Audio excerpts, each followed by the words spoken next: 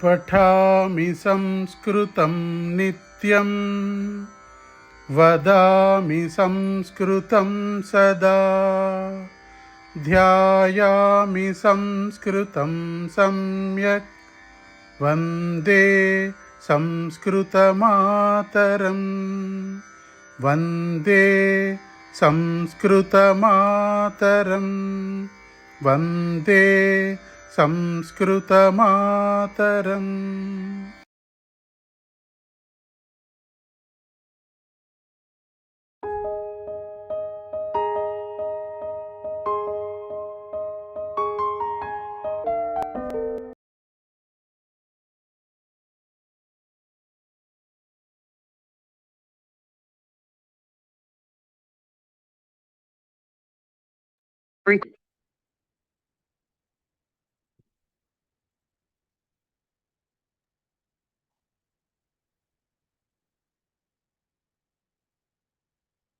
सर्वेभ्यो नमो नमः। स्वागतम। नमो नमः। नमस्ते। नमस्ते।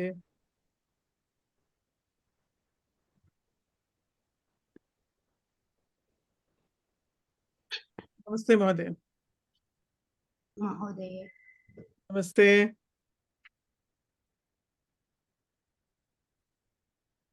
नमस्ते मैडम। नमस्ते अंडी। नमस्कारः महोदय। नमस्ते। प्रथमं वयं प्रार्थनां कुर्मः।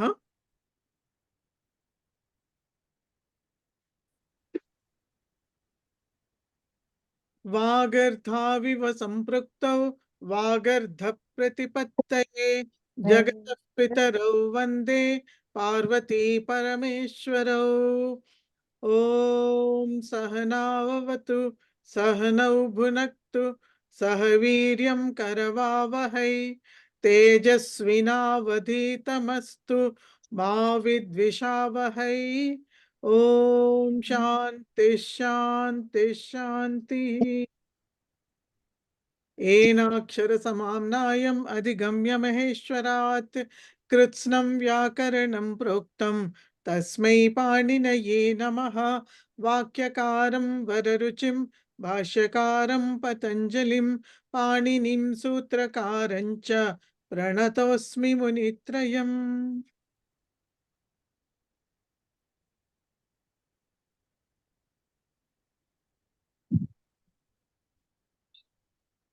सर्वेभ्यो नमो नमः। स्वागतम्। सर्वे कथं सन्ति? नमस्ते मैडम। नमस्ते अंडी। सर्वे कथं सन्ति? समीचीनं महोदय। అందరూ ఎలా ఉన్నారు? బాగున్నామండి.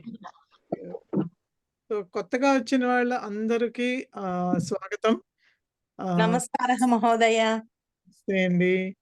స్వాగతం కొత్త వాళ్ళకి, ఎందుకంటే వాళ్ళు ఫస్ట్ టైం వస్తున్నారు కాబట్టి వాళ్ళతో ఒక రిక్వెస్ట్, కొంచెం అందరూ వీడియోస్ ఆన్ చేయండి వీలైతే. ఎవరికైనా టెక్నికల్ ప్రాబ్లం లేకుండా ఉన్నంత వరకు ఉంటే ఓకే, లేకపోతే మాత్రం దయచేసి ఆన్ చేయండి. ఓకే, సో దట్ మీకు కూడా క్లాస్లో ఉన్నట్టు అనిపిస్తుంది, నాకు కూడా స్టూడెంట్స్ నా ఎదురుకుండా ఉన్నారనిపిస్తుంది. Okay, right. సో మొదటిగా ఒక్కసారి మళ్ళీ పరిచయం చేసుకుందాం. కొత్త వాళ్ళైనా పాత వాళ్ళైనా అందరికీ తెలుస్తుంది. సో మమ నామ లక్ష్మీ కళ్యాణి, అహం సంస్కృత భారత్యాः शिक्षिका अस्मि। हैदराबाद नगरे वसामि। प्रथमं राजश्री महोदय कृपया वदतु। अहं राजश्री, अहं हैदराबाद नगरे वसामि। अहं प्रवेश एग्जाम् कुर्मः। परीक्षा प्रवेश परीक्षा उत्तीर्णवती। उत्तमं। प्रताप महोदय। मम नाम प्रताप बोडपाटी, अहं नवी मुंबई निवासी। अहं प्रवेश परीक्षा उत्तीर्णवान्। सम्यक्। लक्ष्मी कुमारी महोदय। नमस्ते महोदय। नमस्ते। मम नाम लक्ष्मी कुमारी। अहं हैदराबाद नगरे वसामि।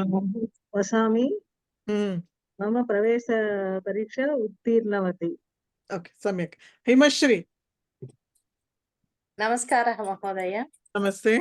केभ्यो नमस्कारः। मम नाम हिमश्री। अहं आन्ध्रप्रदेशनगरे वसामि। अहं प्रवेशपरीक्षा लिखितवती, उत्तीर्णवती अपि। उत्तमं सम्यक्।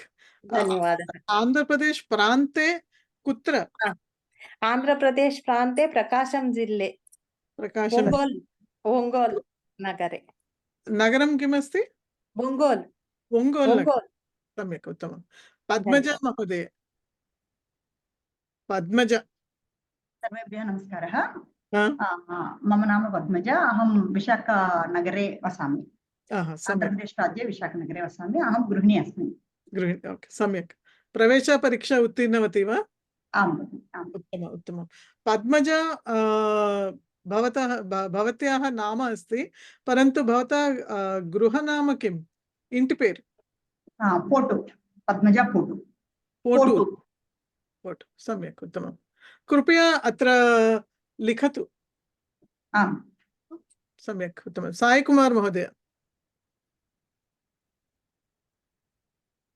सर्वेभ्यः नमो नमः। मम नाम साई कुमार। अहं बीटेक् सम्पूर्णम् आगतवान्। अहं कर्नूल् नगरे वसामि। నేను లాస్ట్ ఇయర్ శ్రీ విద్యా మహోదయ దగ్గర ప్రవేశ పూర్తి చేశాను. ఓకే. బట్ లాస్ట్ 6 months లో కొద్దిగా ప్రాబ్లం వల్ల నేను జాయిన్ అవ్వలేదు, కంప్లీట్ చేయలేదు. ఇప్పుడు జాయిన్ అయ్యాను మహోదయ. ఓకే सम्यक् उत्तमम् उत्तमं। वेंकटेश्वरराव महोदय। सर्वेभ्यः नमो नमः। मम नाम वेंकटेश्वररावः। मुंबई नगरे वसामि। रिटैर्ड बैंक अधिकारी। सम्यक् महोदय। లాస్ట్ టైం పరిచయ నేను అపీర్ కాలేదు. ఓకే. ప్రవేశ ఇంతకు ముందర రాశారైతే? Last year. Last okay fine सम्यक् महोदय। Bommaraju Padma.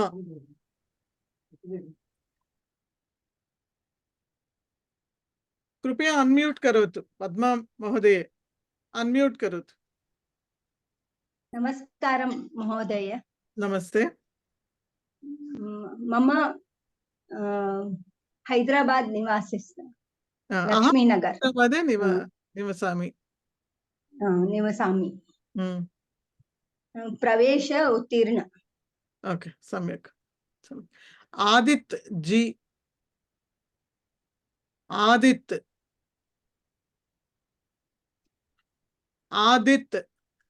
Okay. Kavya. Yes ma'am. स्वपरिचयं ददातु। मम नाम रमा। अहं हैदराबाद नगरे वसामि। प्रवेशपरीक्षा उत्तीर्णवती। सम्यक् उत्तमम्। ओके। काव्य।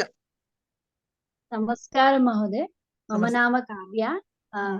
अहं कुक्कटपल्ली निवासे वसामि। प्रवेश उत्तीर्णया। ओके सम्यक्। करुणा महोदय। मम नाम करुणा, बेंगलूर निवासी, प्रवेश उत्तीर्ण। धन्यवाद। सम्यक्। सुनीता। सुनीता महोदय अनम्यूट, कृपया अनम्यूट करोतु। मम नाम सुनीता।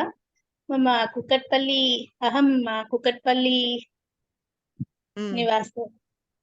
कुक्कटपल्ली प्रान्ते वसामि। सम्यक्। सम्यक् चिंता मास्तु। पद्मजा महोदय इंकोक पद्मज गारु उन्नारु आवडे। ओके చెప్పండి महोदय। मम नाम पद्मजा जंगाल। अहं मुंबई नगरे वसामि।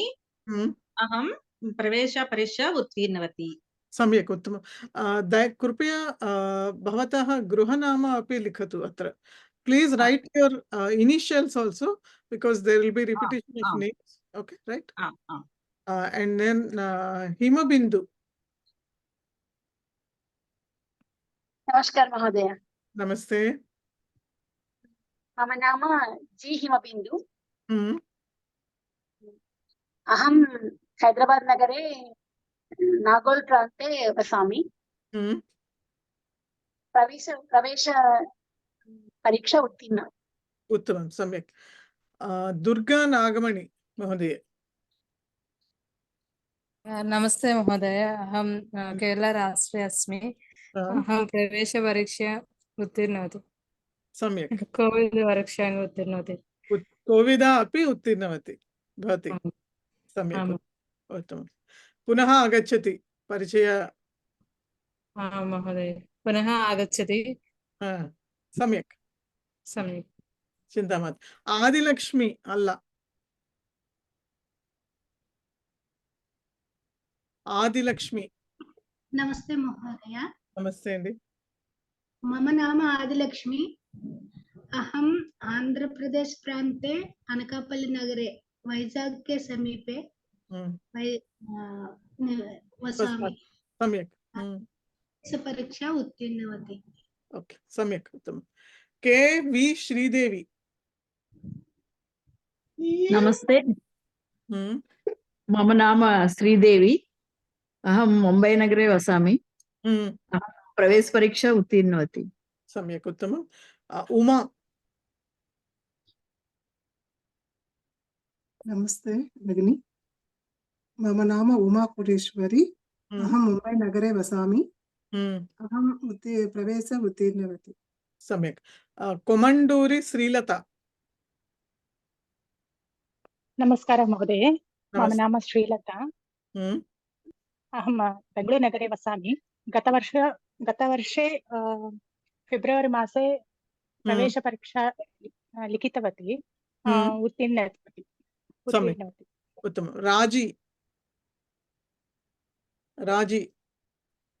नमस्ते महोदय, मम नाम राज्यलक्ष्मी। अहं बॉम्बे नगरे वसामि। अहं प्रवेशपरीक्षा उत्तीर्णवती। सम्यक्, उत्तमं। डॉक्टर विजयलक्ष्मी पाटिल। डॉक्टर विजयलक्ष्मी पाटिल।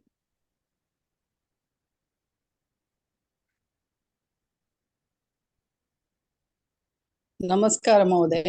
नमस्ते। मम नाम विजयलक्ष्मी पाटिल। अहं हैदराबाद नगरे वसामि। सम्यक्। प्रवेश उत्तीर्णवती। अहं प्रवेशपरीक्षा उत्तीर्णवती। सर्वे वदन्ति वा कोऽपि अवशिष्टं वा? Everybody has introduced or anybody is remaining? Okay. All of you have told? Sudha Mahodaya. Sudha. नमस्ते महोदय। नमस्ते। अहं कर्नाटकराज्ये हुब्बळ्ळि नगरे वसामि। अहं प्रवेशपरीक्षा फेब्रुवरी मासे लिखितवती और एग्जाम पास उत्तीर्णवती। Okay, सम्यक्, उत्तमम्. Okay, so everybody has introduced themselves. Anybody is remaining? Because the screen keeps changing, I can't recognize, right? Today is the first class, and that's why I asked everybody to switch on your videos so that I can recognize you, right?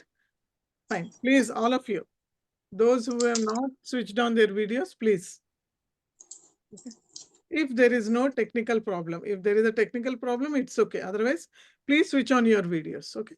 So, pradhamam tu sarvesham krute abhinandanani. सर्वे प्रवेशपरीक्षा उत्तीर्णवन्तः। इदानीं सर्वे परिचय स्तरं प्राप्नुवन्तः। So now, congratulations to everybody. You have all cleared the pravesha exam, and you have reached the second level of the exams, which is the parichaya level. Okay. So from pravesha to parichaya, there is a little jump in the subject. Okay, it will be little more tougher than pravesha. So no need to worry. It is tougher, but when you follow the classes and when you do the homeworks, it will be easier for you. Okay. And one more important thing is we will try to speak in Sanskrit. Okay. Whatever, like small sentences like mama ekah prashnah asti, aham prashnam pruchhami va, like that. I want to say something like that. Small sentences you can talk in Sanskrit. Okay, we'll try to speak in Sanskrit only. Class, the explanation I'll try to give it in 99% English only, because all of you have to follow the subjects. That's the main motive. Okay, so I just want to ask one thing. Everybody can follow Telugu or English? Which is more convenient? Okay, you can just raise your hand. Whoever wants only in Telugu? Telugu, all or no? Okay. Telugu, madam. Anybody who doesn't understand Telugu? Telugu అర్థం కాని వాళ్ళు ఎవరైనా ఉన్నారా? Video on చేయని వాళ్ళు కనీసం సమాధానం చెప్పండి ప్లీజ్. అదర్వైజ్ నేను 2 లాంగ్వేజెస్ చెప్పాల్సి వస్తే టైం మనకి వేస్ట్ అవుతుంది. తెలుగే కావాలంటే తెలుగులోనే చెప్తా, ఇంగ్లీష్ కూడా కావాలంటే ఇంగ్లీష్లో కూడా చెప్పాల్సి వస్తుంది. So if you just give me the feedback, that will be much easier for me. So అందరికీ తెలుగు ఓకే కదా? 100%? Okay, right, fine, good. So now what we are going to do is we'll see what we have to study in Parichaya level. So in Pravesha we have seen in Bhasha Abhyasa Vartamana Kala, Bhuta Kala, Bhavishyat Kala and Prarthana. We have seen this Lakaras, and then we have seen the Pratyayas, Tava Pratyaya, and then Tumun Pratyaya, Lep Pratyaya, we have seen it, right? And then we have seen some Subhashitas and Prahelika and all those things. So in Parichaya, what are we going to see? Parichayalo మనం ఏమేం చదువుతాము, ఏమేం ఉన్నాయి అని ఒక్కసారి దాని గురించి తెలుసుకుంటే కనుక మనకి ఈజీ అవుతుంది. సో పరిచయాలో మనం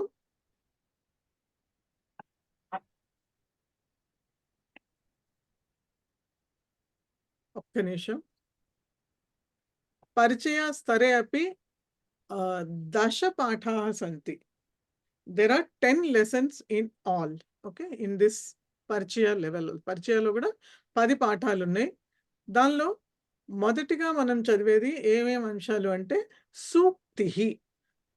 పాఠస్య ఆరంభే ఏవ సూక్తిః అస్తి. సో మధ్య మధ్యలో సంస్కృతంలో కొంచెం మాట్లాడతాను, అర్థం కాకపోతే మీరు చెప్పండి. ఓకే, అదర్వైజ్ తెలుగులో కూడా చెప్తా.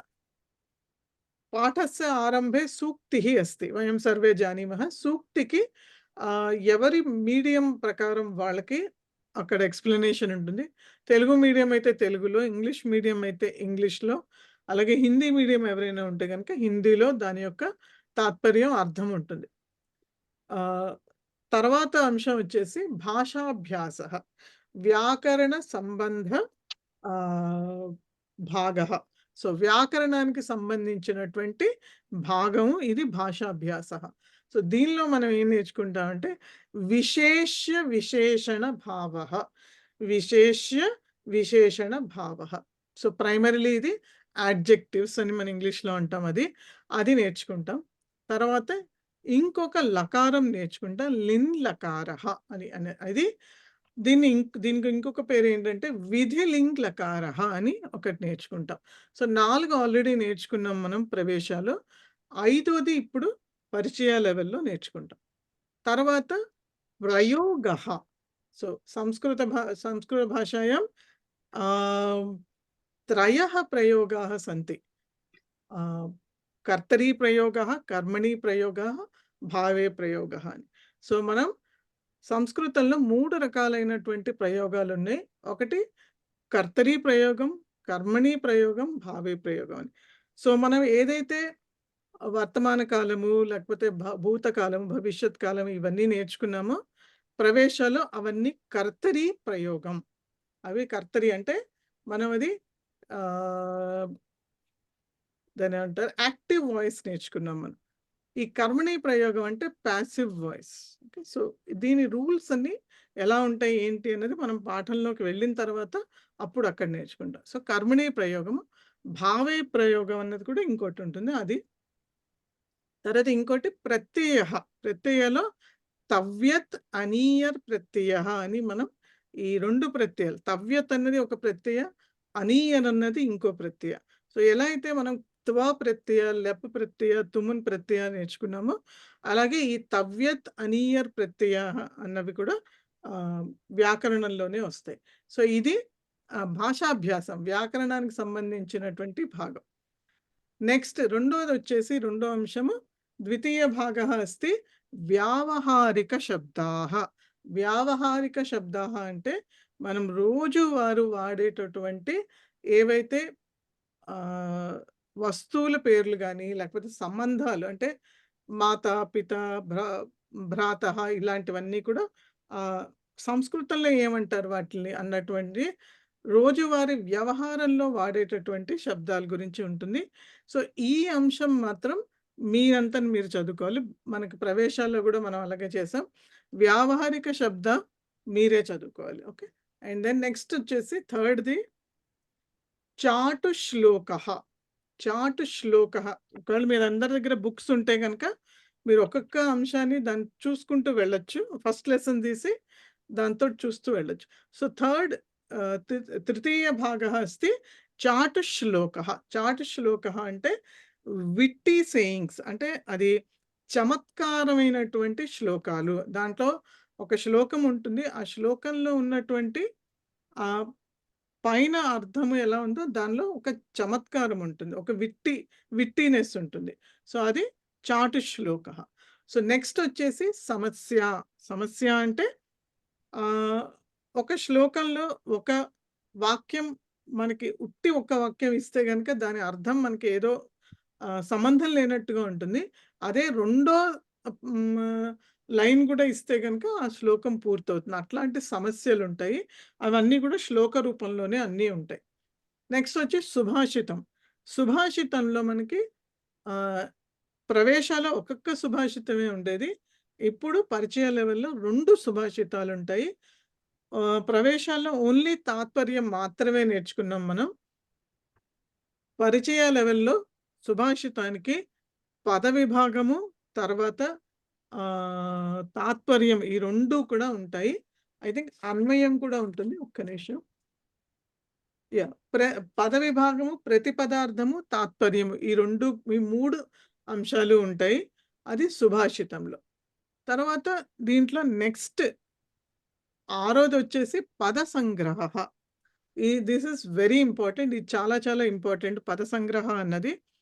పద సంగ్రహాలో మనకి ఒక ధాతు ఇచ్చి ఆ ధాతు యొక్క వర్తమాన కాలం ప్రథమ విభక్తిలో ఏం రూపం ఉంటుంది, అలాగే భవిష్యత్ కాలంలో ప్రథమ విభక్తిలో ప్రథమ పురుష ఏకవచనంలో ఏ రూపం ఉంటుంది, లేకపోతే మిగతా రూపాలు ఏంటి అన్నది ఒక కొన్ని 9 రూపాలు ఇవ్వడం జరిగింది. అవి అక్కడికి వచ్చినప్పుడు ఎక్స్ప్లెయిన్ చేస్తాను ఏంటేంటి అన్నది.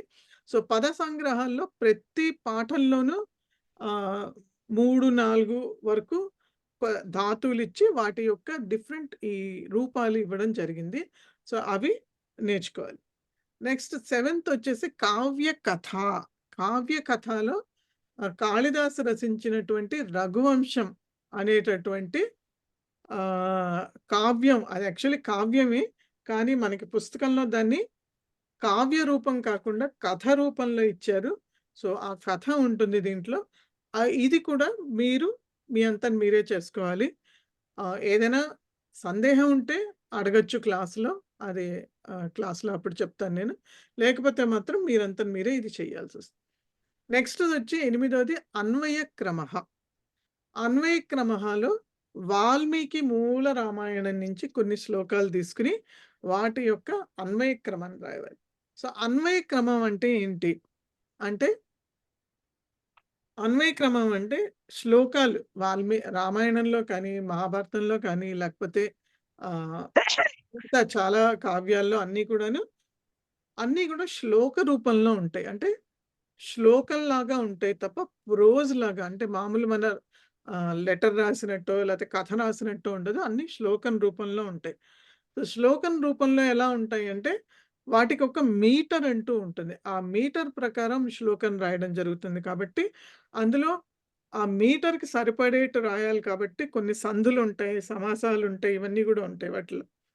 సో మనం అన్వయ క్రమంలో ఏం చేస్తామంటే మొదటగా శ్లోకం తీసుకుని శ్లోకంలో పద విభాగం అని చేస్తాం. అంటే ఎక్కడెక్కడైతే సందులు ఉన్నాయో ఆ సందుల్ని విడగొడతాం మనం.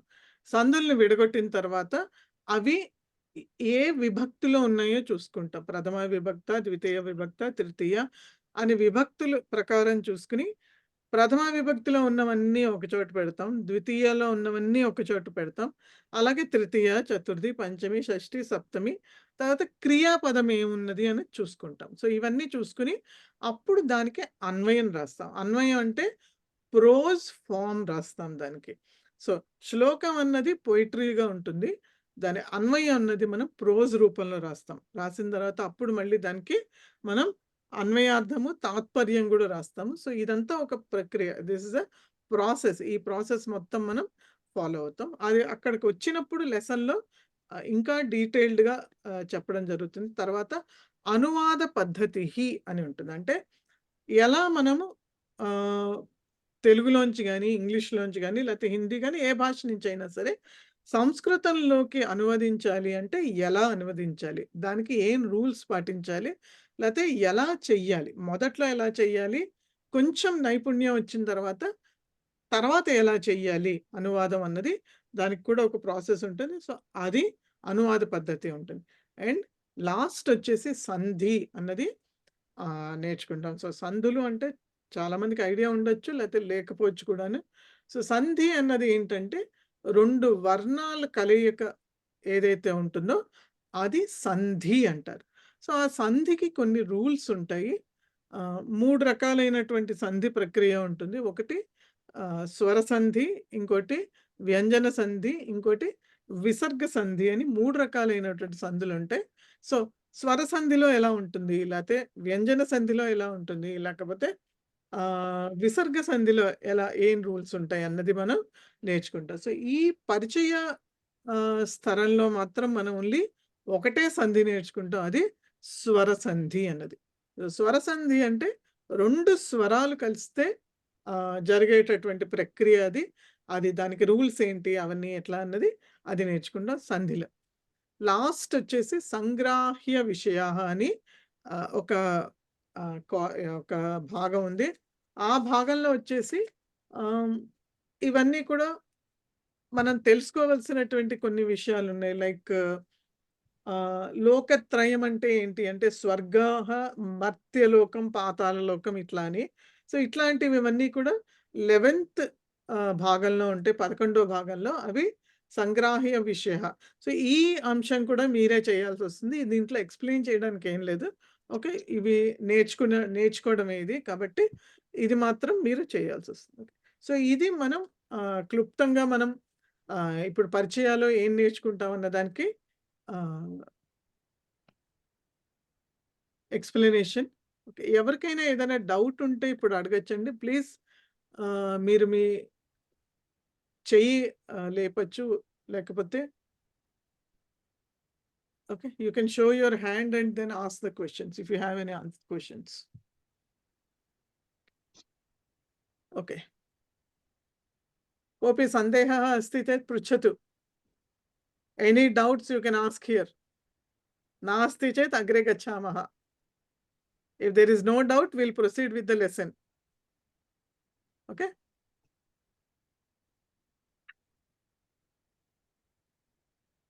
ఓకే, ఏమీ డౌట్స్ లేవనే అనుకుంటున్నానండి. సో లెసన్ మొదలుపెట్టే ముందర అందరి దగ్గర పుస్తకాలు ఉన్నాయా? అందరికీ పుస్తకం వచ్చిందా అండి? Everybody has book? Okay, book లేకపోతే ఫాలో అవ్వడం కొంచెం కష్టం, అందుకని అడుగుతున్నాను. Okay, so right. సో ఇదే బుక్ అండి? ఏది చూపించండి మహోదయ, కొంచెం దగ్గరగా చేయండి. ఎస్, పరిచయ. మహోదయ మీది హిందీదా? ప్రతాప్ మహోదయ ఇంగ్లీష్ అండి. ఇంగ్లీషా? Okay, fine. సుధా మహోదయ మీరు కొంచెం కిందకి చేయండి పుస్తకం. నాకు కనిపించట్లేదు, కొంచెం కిందకి. ఇంకా కనిపించట్లేదు, ఇంకొంచెం దగ్గరికి చేయండి. ఈ పుస్తకం ఏమని రాసింది ఒకసారి చదవండి, నాకు కనిపించట్లేదు. అన్మ్యూట్ పత్రాలయ ద్వారా సంస్కృతం. ఓకే, పరిచయం రాసిందా? పత్రాలయ ద్వారా సంస్కృతం. పరిచయ. ఓకే. అవునండి. ఓకే. ఓకే. ఓకే. అదే పుస్తకం. పరిచయ 2 అని రాసింది. పరిచయ 2నా? ఎవరిది కింద ఏముంది? సంస్కృత భారతి అని ఉందా? పరిచయ 2 అనే ఉందండి అందరికి. ఓకే. ఓకే. పరిచయ 2 అనే ఉంది. ఓకే. పరిచయ 2 అని ఉందా? Okay. Fine. Maybe book cover మారిందేమో. ఓకే. నాకు తెలీదు. ఐడియా లేదు. రైట్. ఫైన్. సో 2 అని లేదు మా దగ్గర. ఓకే. నాకు పర్వాలేదు. ఇంకా ఓకే. మహోదయ్ నాకు హిమబిందు ఇంకా రాలేదండి. రాలేదా? ఓకే. సో మీ దగ్గర ఏమైనా పీడీఎఫ్ అది ఏమైనా ఉందా? పిఎఫ్ ఏమీ లేదు. మీ లెసన్స్ ఉన్నాయి నా లెసన్స్ అంటే యూట్యూబ్ లో మీ lessons okay. Okay. Okay. Fine. So అన్ని ఉంటాయి కదా. ఓకే. ఫైన్. ఇంకా మేడం చెప్పండి. నా బుక్ లో ఫస్ట్ లెసన్ లో ఇలా కొన్ని పేజెస్ బ్లాంక్ ఉన్నాయి మ్యామ్. ఓకే. ఉన్నాయి. ఎక్కడి నుంచి ఉంది మీ బుక్ లో చెప్పండి? అన్ని ఉన్నాయి మ్యామ్. ఫస్ట్ లెసన్ కొన్ని పేజెస్ అట్లా బ్లాంక్ ఉన్నాయి. ఫస్ట్ సూక్తే ఉంది. ఓకే. సో ఉంది. నేను పని చేస్తానండి. ఫస్ట్ నేను లెసన్ మొదలు పెడతాను. లెసన్ అయిన తర్వాత మీరు ఎవరెవరికి ఏమేమి లేవో అది ఒకసారి చెప్పండి. నా దగ్గర పీడిఎఫ్ ఉంటే పీడిఎఫ్ పెడతా ఫస్ట్ లెసన్. ఓకే. ఓకే. అప్పుడు మీరు చూసుకోవచ్చు. రైట్. సో అధ్యాయం ప్రథమ పాఠస్య అధ్యాయం కుర్మః. చెప్పండి. మేడం హిమ. మీరు ప్రస్తుతానికి నాకు పీడిఎఫ్ పెట్టండి మేడం. ఇప్పుడు నేను పెట్టలేనండి. నేను కూడా అదే ఆఫ్టర్ ది లెసన్ నాకు వచ్చేస్తుంది ఒక 2 days 3 days. కక్షా అనంతరం అహం ప్రేషయిష్యామి. Okay madam. ధన్యవాదాः. ఓకే. సో ప్రథమం సూక్తిः అద్య పరిచయవర్గस्य प्रथमकक्षा अस्ति. परिचयः प्रथमपाठः सूक्तिः कार्याणां कर्मणा पारं यो गच्छति स बुद्धिमान्. पुनः एकवारं कार्याणां कर्मणां పారం యో గచ్చతి స బుద్ధిమాన్. సో దీంట్లో పద విభాగం చూస్తే కనుక కార్యాణం కర్మణ పారం యో అన్నది యహ. అక్కడ యో దగ్గర విసర్గ సంధి అయింది. యో అవుతుంది సంధి అయిన తర్వాత. కాబట్టి అది యహ అని చేసుకోవాలి. యహ గచ్చతి సహ బుద్ధిమాన్. అది సహ అన్నమాట. సో సా తర్వాత అది సహ అన్నది సా అవుతుంది విసర్గ లోపం వల్ల. కాబట్టి ఇది యహ అండ్ సహ అయింది. సో ఇదేంటంటే కార్యాణం కర్మణం పారం అంటే కార్యాణం అంటే కార్యం అనేటటువంటి నపుంసక లింగము షష్ఠీ బహువచనం అది. సో కార్యాణం అంటే కార్యాల యొక్క. ఓకే. కార్యాల యొక్క కర్మణ అంటే కర్మతోటి ఎఫర్ట్ తోటి పనితోటి అని. పారం అంటే సక్సెస్ అవ్వడం లేకపోతే అవతలి ఒడ్డుకి వెళ్ళడం అన్నది. యహ గచ్చతి సా బుద్ధిమాన్. ఎవరైతే వారి యొక్క పనుల్ని వారి వారి శ్రమతోటి లేకపోతే వారి వారి ఎఫర్ట్ తోటి సాధిస్తారో వారు బుద్ధిమంతులు అని అర్థం. సో ఇంగ్లీష్లో వచ్చి he who achieves his end with effort is indeed wise. అంటే ఎవరైతే వాళ్ళ కార్యాల్ని వాళ్ళ సొంత శక్తితోటి సొంత పని చేసి ఎఫర్ట్ పుటప్ చేసి వాళ్ళు ఆ కార్యాన్ని సాధిస్తారో వాళ్ళు బుద్ధిమంతులు అని అర్థం. ఓకే. సో క్లియరా? అవగతం? ఓకే. రైట్. సో నెక్స్ట్ వచ్చేసి పునఃస్మరణలో వాళ్ళు వర్తమాన కాలంలో ఎలా ఉంటుంది, భవిష్యత్ కాలం ఎలా ఉంటుంది, లేకపోతే భూతకాలం ఎలా ఉంటుంది, లేకపోతే ప్రార్థన లేకపోతే లోట్లకారంలో రూపాలు ఎలా ఉంటాయి ఇవన్నీ ఇచ్చి ఆ తర్వాత ప్రథమ విభక్తి, ద్వితీయ విభక్తి, తృతీయ, చతుర్థి, పంచమి, షష్ఠి, సప్తమి అండ్ సంబోధన ప్రథమ విభక్తిలో రూపాలు ఎలా ఉంటాయి ఇవన్నీ కూడా రివిజన్ ఇవ్వడం జరిగింది. రివిజన్ మీరు చదవచ్చు మీ అంతటి మీరు. ఓకే. నేను అలాగే ప్రత్యయాల్లో మనం 3 ప్రత్యయాలు నేర్చుకున్నాం ప్రవేశ లెవెల్లో. త్వా ప్రత్యయ, లెప్ ప్రత్యయ, తుమున్ ప్రత్యయ అని చెప్పి 3 నేర్చుకున్నాం. త్వా అండ్ లెప్ అన్నవి 2 కూడా సమానమైనటువంటి ప్రత్యయాలే. రెండిట్లోనూ తేడా ఒక్కటే ఉంటుంది. లెప్ ప్రత్యయ మనం ఎప్పుడు వాడతామంటే ఉపసర్గ ఉన్నప్పుడు లెప్ ప్రత్యయ వాడతాం. ఉపసర్గ లేకపోతే మనం దాన్ని త్వా ప్రత్యయ వాడతాం. రెండిటికి ఎప్పుడు వాడతామంటే ఒక పని అయ్యి రెండో పని చేసినప్పుడు ఆ మొదటి పని అయిపోయిన దాన్ని త్వా ప్రత్యయ గాని, ఉపసర్గం ఉంటే లెప్ ప్రత్యయ గాని వాడి మనం చేస్తాం. ఎలా అయితే రామః పాఠం పఠిత్వా నిద్రాం కరోతి అంటే రాముడు పాఠాన్ని చదివి నిద్ర పోతూ ఉన్నాడు అని. అట్లాగే లెప్‌లో సహ ఉత్థాయ ఉత్తరం ఉక్తవాన్. సో, ఉత్థాయ అన్నది లేచిన తర్వాత అతను లేచిన తర్వాత జవాబుని చెప్పాడు అని. తుమున్ ప్రత్యయ అంటే టు డూ చెయ్యడానికి అని అర్థం. సో, ఇది జనాః ధనం సంపాదయితుం ఇచ్చంతి. లేకపోతే బాలకః పఠితుం విద్యాలయం గచ్చతి. బాలకుడు చదవడానికి దేనికోసం అంటే కిమర్థం గచ్చతి? పఠితుం గచ్చతి. సో, తుమున్ ప్రత్యయ. సో, తుమున్ ప్రత్యయ అన్నది అది కూడా ఒక ప్రత్యయ. ఈ 3 ప్రత్యయాలు కూడా వీటిని కృదంత ప్రత్యయాః అంటారు. వీటన్నిటికి కలిపి ఒక పేరు కృదంత ప్రత్యయాః. ఈ 3 ప్రత్యయాలు కూడాను అవ్యయాలు, ఇండిక్లైనబుల్స్. అంటే ఇవి రామశబ్దం లాగానో, హరిశబ్దం లాగానో, లేకపోతే లతా శబ్దం లాగానో మారవు.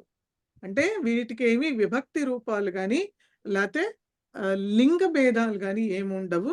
ఏ లింగం వాడినా లేకపోతే ఏది వాడినా సరే ఈ ప్రత్యయాలు 3 కూడా వాటి రూపాలు మారవు, అలాగే ఉంటాయి. అది బాలకుడితో బాలకః అని వాడినా ఒకేలాగా వాడాలి, బాలిక అని వాడినా ఒకేలాగా వాడాలి, మిత్రం అని వాడినా ఒకేలాగా వాడాలి. ఏ లింగం వాడినా ఏం వాడినా వాటి యొక్క రూపాలు మారవు, ఒకేలాగా ఉంటాయి అవి. సో, ఇది మనం ప్రవేశ లెవెల్‌లో నేర్చుకున్నటువంటి ప్రత్యయాలు.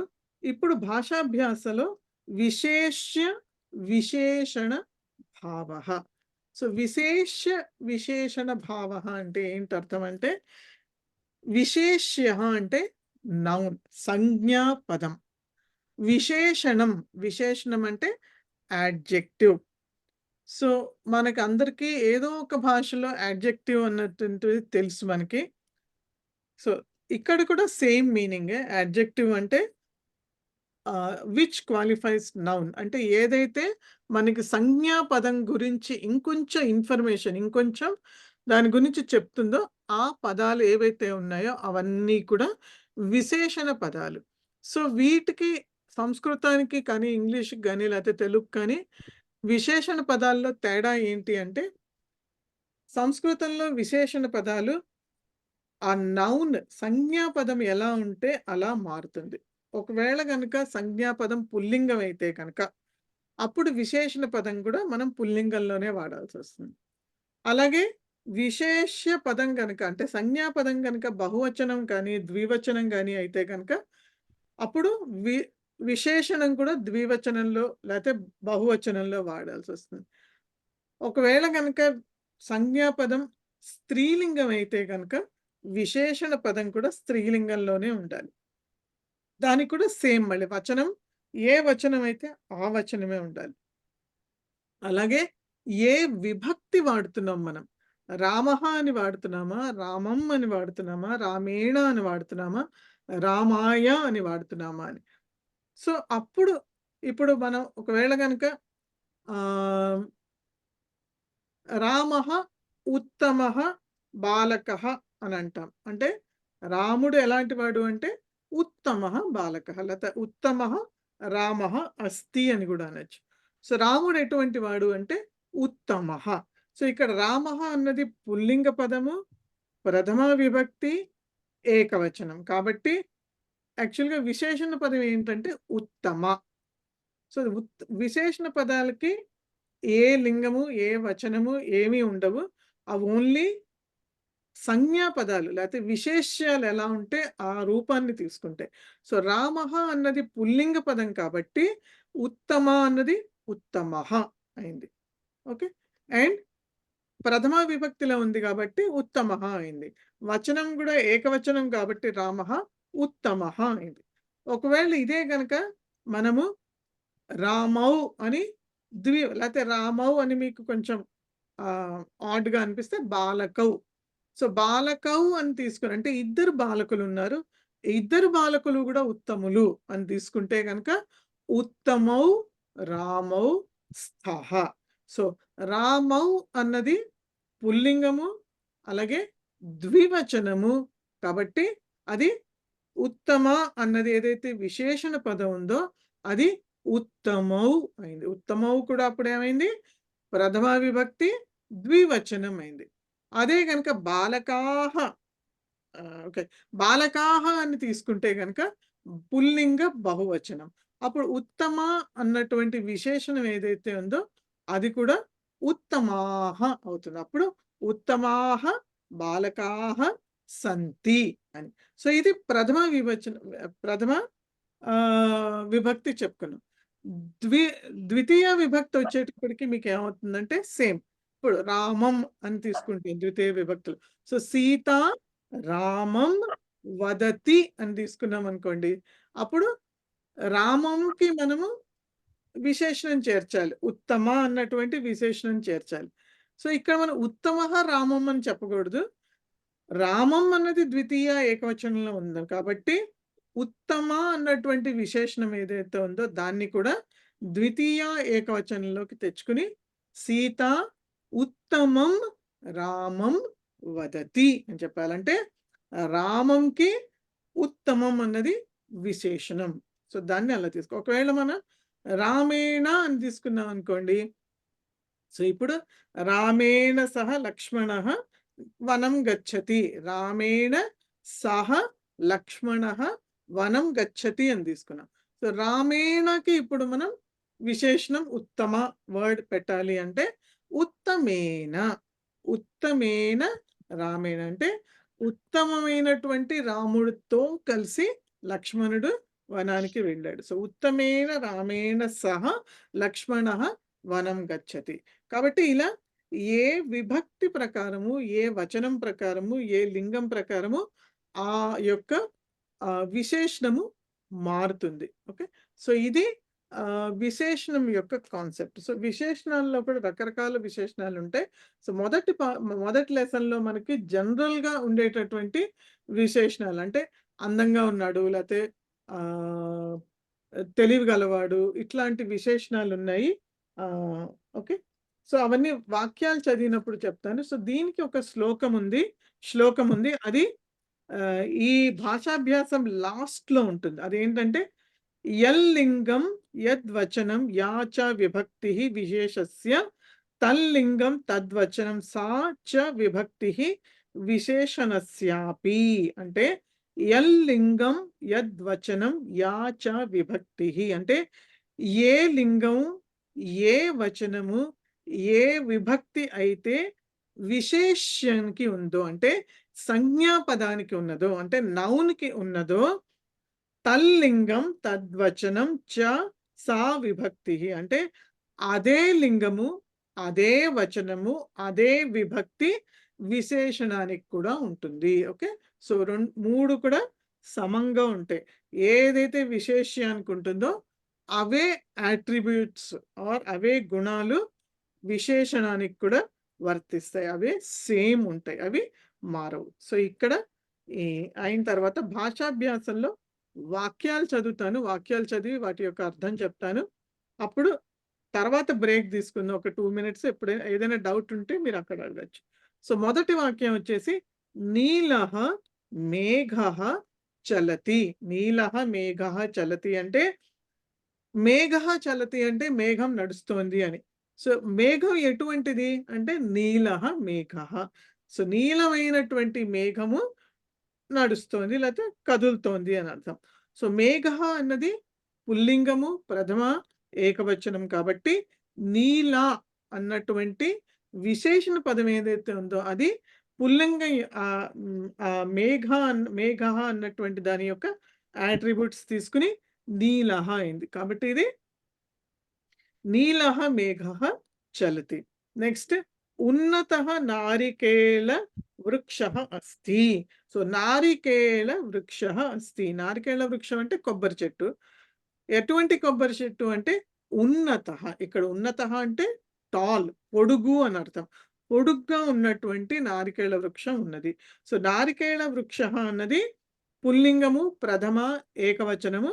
సో ఉన్నత అన్నటువంటి విశేషణానికి దాని యొక్క యాట్రిబ్యూట్స్ అన్ని వస్తాయి, దాని యొక్క గుణాలన్నీ వచ్చి అది ఉన్నత అవుతుంది. అయ్యి ఉన్నత నారికేళ వృక్ష అస్తి.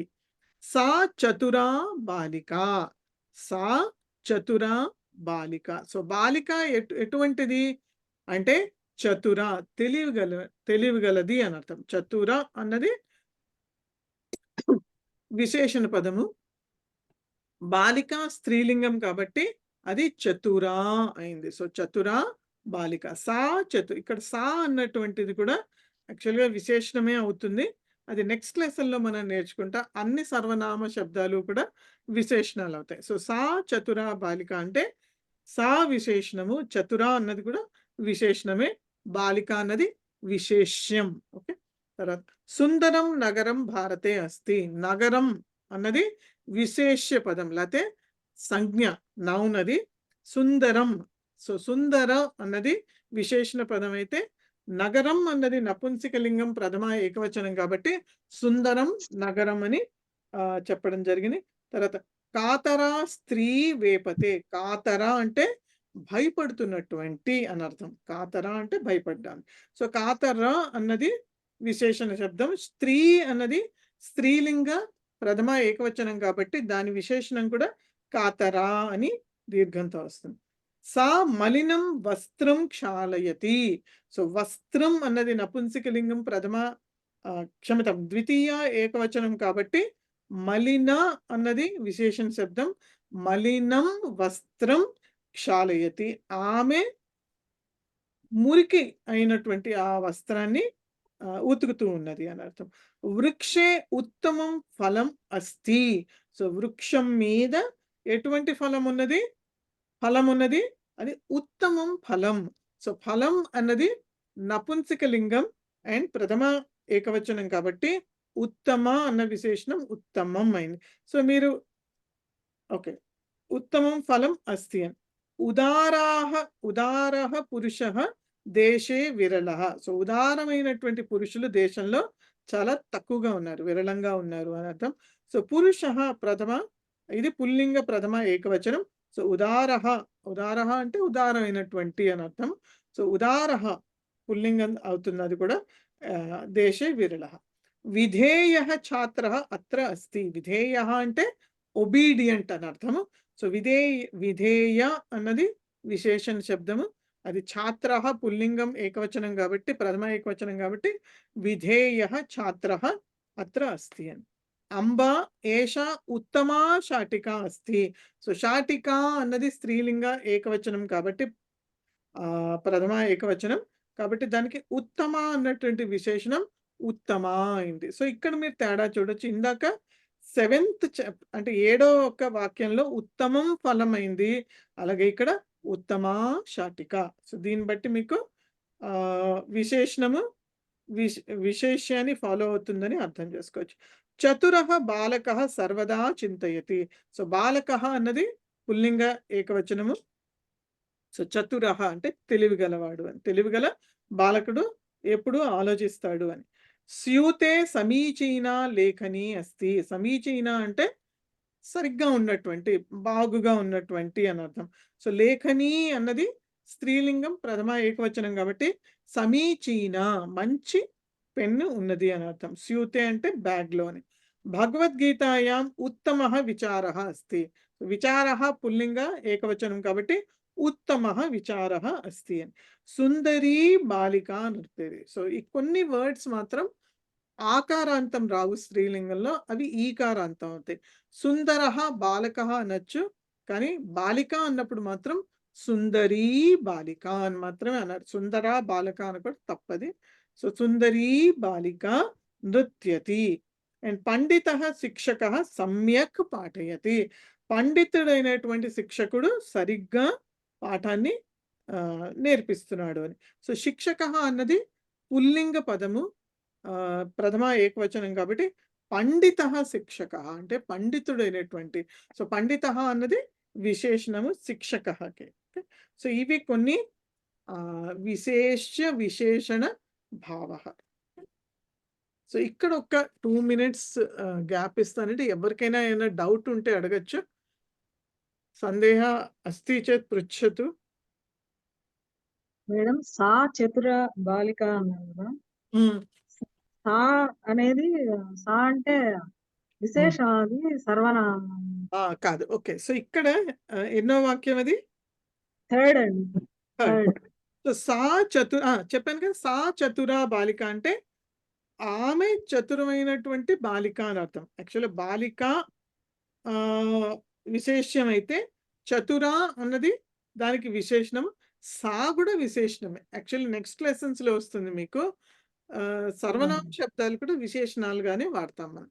యాక్చువల్లీ సా చతుర బాలిక అస్తి అని కూడా అనొచ్చు.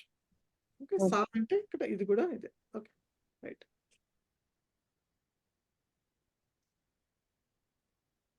ఓకే, క్లియరా అండి?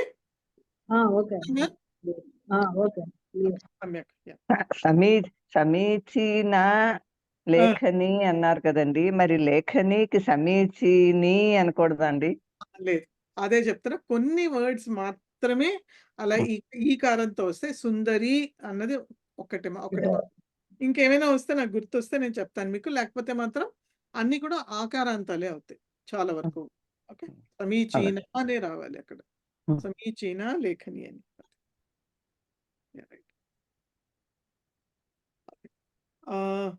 సో నెక్స్ట్ వచ్చేసి ఇందాక చెప్పినట్టుగా బహువచనం అయితే కనుక విశేషణాలు కూడా బహువచన రూపాలే తీసుకుంటే, సో వాటి యొక్క వాక్యాలు సుందరాహ తరుణాహ తత్ర తిష్టంటి.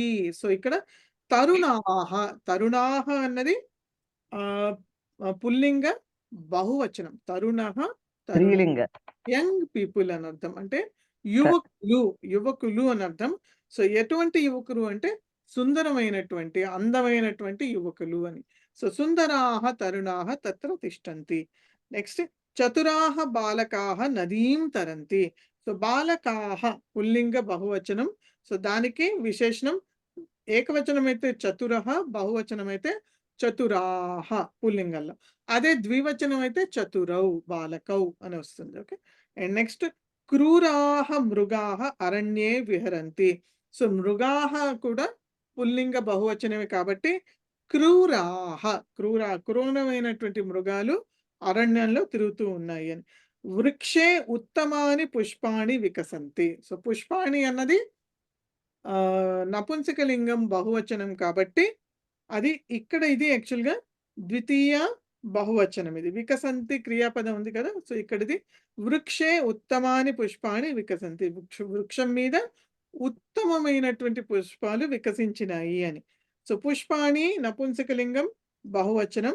సో ఉత్తమాని పుష్పాణి వికసంతి. దుష్టాహ చోరాహ ఆరక్షకాత్ బిభ్యతి. సో దుష్టాహ చోర అంటే దుష్టులైనటువంటి చోరులు ఆరక్షకుల నుంచి భయపడుతున్నారు అని అర్థం. సో చోరాహ అన్నది బహువచనము, పుల్లింగం కాబట్టి దుష్టాహ అని దాని విశేషణము. బిభ్యతి అన్నది కూడా బహువచన క్రియాపదం అది. ఓకే. సో బిభేతి ఏకవచనం అయితే, బిభ్యతి అన్నది బహువచనం. ఓకే. అండ్ దెన్ దీర్ఘాహ లతాహ వాయునా కంపంతే. సో లతాహ అన్నది స్త్రీలింగ ద్వితీయ బహువచనము. సో కాబట్టి దీర్ఘాహ. సో మీ అందరికీ తెలిసినట్టు ద్వితీయ స్త్రీలింగంలో ద్వితీయ బహువచనము, ప్రథమ బహువచనం సమానంగా ఉంటాయి. రమాహ లాగానే లతాహ. ఓన్లీ కాంటెక్స్ట్ ని బట్టి అది ద్వివచనంలో ఉందా, ద్వితీయ విభక్తిలో ఉందా, ప్రథమ విభక్తిలో ఉందా అని తెలుసుకోవాలి. సో ఇక్కడ ఇది ద్వితీయ విభక్తిలో ఉంది. దీర్ఘాహ లతాహ వాయునా కంపంతే అని. ఉద్యానే ఉత్తమాని సస్యాని వర్ధంతే. సో ఉద్యానంలో సస్యాని అన్నది నపుంసకలింగం బహువచనం ద్వితీయ విభక్తి. సో ఉత్తమాని దానికి తగినట్టుగానే అనుగుణంగానే బహువచనంలోనే ఉంది. జీవనే అనేకాని కష్టాని భవంతి. జీవితంలో చాలా కష్టాలు ఉంటాయి. సో కష్టాని అన్నది కూడా ద్వితీయ బహువచనము, నపుంసకలింగము కాబట్టి అనేకాని కష్టాని అని వచ్చింది. గ్రంథాలయే సమీచీనౌ గ్రంథౌ స్తః. సో సమీచీన ఇందాక వచ్చినట్టు సమీచీన లేఖని. ఇక్కడ గ్రంథౌ అన్నది పుల్లింగ ద్వితీయ పుల్లింగ ప్రథమ విభక్తి ద్వివచనం కాబట్టి సమీచీనౌ అని ఇది కూడా ప్రథమ విభక్తి ద్వివచనంలో ఉన్నది. నెక్స్ట్ బుద్ధిమత్యౌ బాలికే సమ్యక్ పఠతః. సో బాలిక బాలికే. సో బాలికే అన్నది ద్వివచనంలో ఉంది. అండ్ దానికి బుద్ధిమతి అన్నది విశేషణ శబ్దం అయితే దాన్ని చేస్తే గౌరీ శబ్దం లాగా గౌర్యౌ. సో గౌరీ గౌర్యౌ ఎలా అవుతుందో అలాగే బుద్ధిమతి బుద్ధిమత్యౌ అవుతుంది ద్వివచనంలో. సో బుద్ధిమత్యౌ బాలికే సమ్యక్ పఠతః. అండ్ దెన్ కార్యక్రమే దక్షాః కార్యకర్తారః విరాజంతే. సో కార్యకర్త అన్నది ఏకవచనం అయితే కార్యకర్తారః అన్నది బహువచనము. అండ్ దక్షాః దక్షాః అంటే స్కిల్డ్ అని అర్థం. సో అంటే కౌశలం ఉన్నటువంటి కార్యకర్తలు కార్యక్రమంలో ఉన్నారు అని. విరాజంతే అంటే ఉన్నారు అని అర్థం. అలసౌ బాలకౌ శీఘ్రం శయాతే అంటే బాలకౌ బాలకః బాలకౌ ఇది కూడా ద్వివచనం. సో అలస అలసౌ అంటే అలస అంటే ఇక్కడ యాక్చువల్గా అలిసిపోవడం అని కాదు, లేజీ అని అర్థం, బద్ధకస్తులు అని అర్థం. సో అలసౌ బాలకౌ శీఘ్రం శయాతే అంటే బద్ధకస్తులైనటువంటి బాలకులు ఇద్దరు కూడా తొందరగా నిద్రపోయారు అని అర్థం. అండ్ దెన్ వృక్షే ఉత్తమే పుష్పే స్తః. వృక్షం మీద పుష్పం పుష్పే ఇది కూడా ద్వివచనం కాబట్టి ఉత్తమే అయింది. ఉత్తమం ఉత్తమే అని అర్థం. పుష్పే స్తః. చతురే యువత్యౌ మార్గే గచ్చతః. యువతి అన్నది స్త్రీలింగం. యువత్యౌ గౌరీ శబ్దం లాగా యువత్యౌ ద్వివచనం. దానికి చతుర చతురే. అండ్ దెన్ భో శౌచిక సుందరాణి వస్త్రాన్ని సంతి ఖలు. సో శౌచిక అంటే టైలర్ అని అర్థము. సుందరాణి వస్త్రాణి అంటే బట్టలు. సో అందమైనటువంటి వస్త్రాలు ఉన్నాయా అని అడుగుతున్నాడు, ఉన్నాయి కదా అని అడుగుతున్నాడు. సో వస్త్రాణి అన్నది నపుంసకలింగం ప్రథమ బహువచనం కాబట్టి సుందరాణి అన్నది దానికి విశేషణము. సో అది కూడా ప్రథమ బహువచనాలు. సో ఇక్కడ ఇంకొక ఇంపార్టెంట్ పాయింట్ ఏంటంటే ఏవైతే విశేషణాలు అకారాంత శబ్దాలకి లేకపోతే ఏదైనా పుల్లింగ శబ్దాలకు వస్తే కనుక ఏ పుల్లింగ శబ్దానికి వచ్చినా లైక్ రామః హరిః గురుః దేనికి వచ్చినా సరే లైక్ ఉత్తమః చతురః లేకపోతే ఉన్నత ఇవన్నీ విశేషణాలు పుల్లింగ శబ్దాలకు వస్తే కనుక అవన్నీ కూడా ఎలా అవుతాయంటే రామ శబ్దం లాగా డిక్లైన్ అవుతాయి. రామ శబ్దం ఎలా ఉంటుందో ఉత్తమ కూడా అలాగే ఉంటుంది. సో రామః రామౌ రామాః అని ఉంటే కనుక ఉత్తమః ఉత్తమౌ ఉత్తమాః అలాగే మిగతా విభక్తులన్నీ. సో ఇది పుల్లింగం. నపుంసకలింగం వచ్చేసి లింగానికి గనుక మనం ఈ విశేషణాలు వాడితే కనుక అవన్నీ ఎలా అవుతాయంటే ఉత్తమం ఉన్నతం లేకపోతే చతురం. సో ఇవన్నీ ఎలా డిక్లైన్ అవుతాయంటే మీకు జ్ఞాన శబ్దం లాగా. రాజేశ్వరి గారు మీరు ఏదో అన్నారు ఏంటి? ఉత్తరే అవుతుందండి కాదు ఒక్క నిమిషం వస్తున్నా.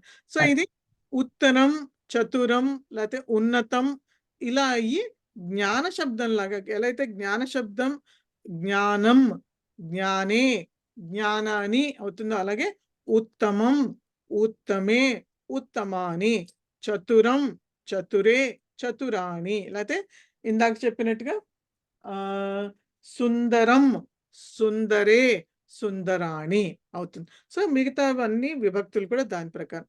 స్త్రీలింగ శబ్దాలు వచ్చేటప్పటికి ఇప్పుడు ఉత్తమ లేకపోతే ఉన్నత చతుర ఇవన్నీ ఆకారాంతాలు అయిపోయి ఉత్తమ చతురా, ఉన్నత అవుతాయి. ఇది రమా శబ్దం లాగా, రమా ఎలా అయితే రమా, రమే, రమాహ అవుతుందో అలాగే ఉత్తమ, ఉత్తమే, ఉత్తమాహ, చతురా, చతురే, చతురాహ అవుతుంది. కొన్ని ఏవైతే ఈకారాంతాలు అవుతాయో విశేషణాలు, సుందరి లాగా, అది సుందరి గౌరీ శబ్దం. ఇందాక బుద్ధమతి వచ్చింది, అది కూడా ఈకారాంత శబ్దం, దీర్ఘ ఈకారాంతము. సో ఈ 2 శబ్దాలు కూడా మీకు ఎలా అవుతాయంటే గౌరీ శబ్దం లాగా. సో ఎలా అయితే గౌరీ, గౌర్యౌ, గౌర్యః అయిందో అలాగే సుందరి, సుందర్యౌ, సుందర్యః అవుతుంది. So okay. సో ఈ డిక్లెన్షన్ మాత్రం మీరు గుర్తుపెట్టుకోవాలి. కావాలంటే రాసుకోండి మీరు. త్రూ అవుట్ మనకి మీరు సంస్కృతం నేర్చుకున్నంత కాలము, మీకు విశేషణాలు ఉన్నంత కాలము, అండ్ మనం అన్వయ క్రమంలో ఇది మనకి చాలా యూజ్ అవుతుంది. చాలా చాలా విశేషణాలు ఉంటాయి దాంట్లో. కాబట్టి ఇది మాత్రం బేసిక్ స్టెప్ షూర్‌గా మీరు రాసుకోవాలి. అండ్ ఇంకొకసారి కావాలంటే అన్ని విభక్తి టేబుల్స్ ఒకసారి రివిజన్ చేసుకోండి నెక్స్ట్ క్లాస్ లోపల. ఓకే. సో బాగా యూజ్ అవుతాయి. అలాగే ప్రతి శబ్దము అది పుల్లింగ శబ్దమా, నపుంసకలింగ శబ్దమా, స్త్రీలింగ శబ్దమా అన్నది మాత్రం క్లియర్ కట్‌గా మీకు తెలియాలి. ఎందుకంటే విశేషణాలు విశేష్యాన్ని ఫాలో అవుతాయి కాబట్టి, ఒకవేళ మీరు నపుంసకలింగం విశేష్యం అయితే పుల్లింగం వాడారనుకోండి అది తప్పు అవుతుంది. ఓకే. సో మీరు ఉత్తమం బాలకః అన్నారనుకోండి అది తప్పు అవుతుంది. ఓకే. ఉత్తమః బాలకః అని మాత్రమే అనాలి, లేకపోతే that is wrong. Okay. So ఇవి విశేషణ, విశేష్య భావః, ఇవి దీనికి సంబంధించినటువంటి వాక్యాలు. ఇంకొక 3 వాక్యాలున్నాయి నెక్స్ట్ లాస్ట్‌లో. శిక్షకః వినీతాన్ ఛాత్రాన్ ఆహ్వయతి. సో ఇందాక చెప్పిన దాంట్లో మనం ఏం చూసాము? యత్ లింగం చూసాము, యత్ వచనం చూసాము, యా చ విభక్తిః. సో ఏ విభక్తిలో వాడితే ఆ విభక్తినే విశేషణానికి కూడా వాడాలి. సో ఎలా అంటే ఇక్కడ ఛాత్రాన్, ఛాత్రాన్ అన్నది ఏ విభక్తి? ఏ విభక్తి? ఎవరైనా చెప్పొచ్చు నేను అడిగినప్పుడు. ద్వితీయ బహు అండి. ద్వితీయ బహువచనం పుల్లింగం. సో అది లింగం కూడా గుర్తుపెట్టుకోవాలి. సో ఎందుకంటే మిగతా ద్వితీయ బహువచనంలో రూపం మారుతుంది కదా, స్త్రీలింగానికి మారుతుంది, నపుంసకలింగానికి మారుతుంది. కాబట్టి ఛాత్రాన్ అన్నది పుల్లింగ ద్వితీయ బహువచనం. కాబట్టి దానికి విశేషణ పదం ఏంటి? వినీత. వినీత అంటే ఒబీడియంట్ అన్నది కూడా. సో వినీతాన్ ఛాత్రాన్. సో వినీత అన్నది కూడా రామశబ్దం లాగానే డిక్లైన్ అవుతుంది. సో ద్వితీయ విభక్తిలో ఏమవుతుంది?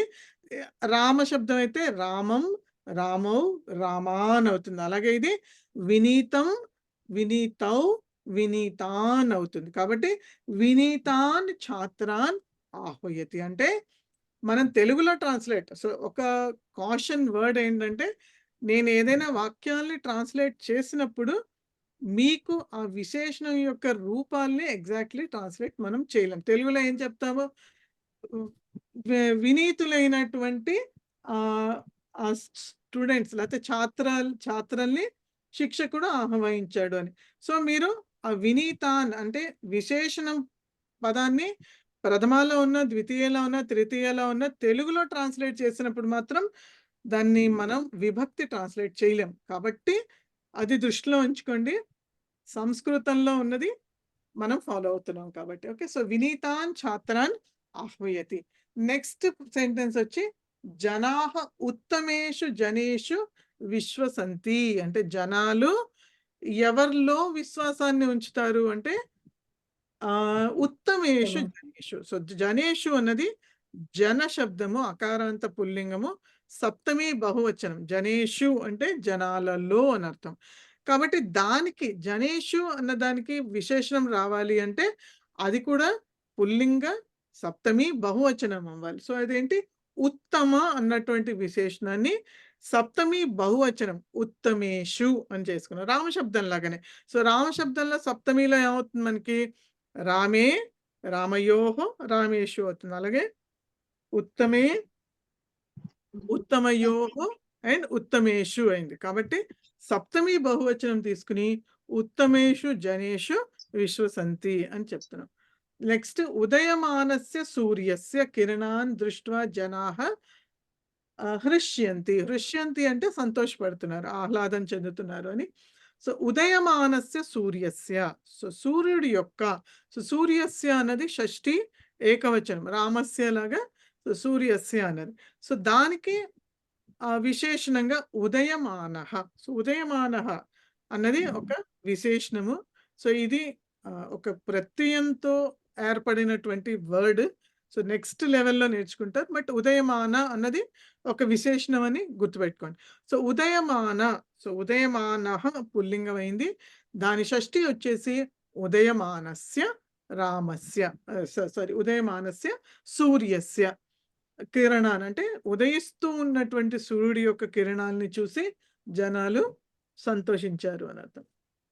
సో దీన్ని బట్టి మనం 3 చూసాం. ఎప్పుడైతే లింగం మారుతుందో, వచనం మారుతుందో, లేకపోతే విభక్తి మారుతుందో, విభక్తి ఉంటుందో ఆ విశేషం యొక్క అవే గుణాలు విశేషణానికి కూడా వస్తాయి. ఓకే, సో ఇది ఇక్కడితో భాషాభ్యాసం అన్న పార్ట్ కంప్లీట్ అయింది. సో ఏమైనా డౌట్స్ ఉంటే అడగండి ఇక్కడ.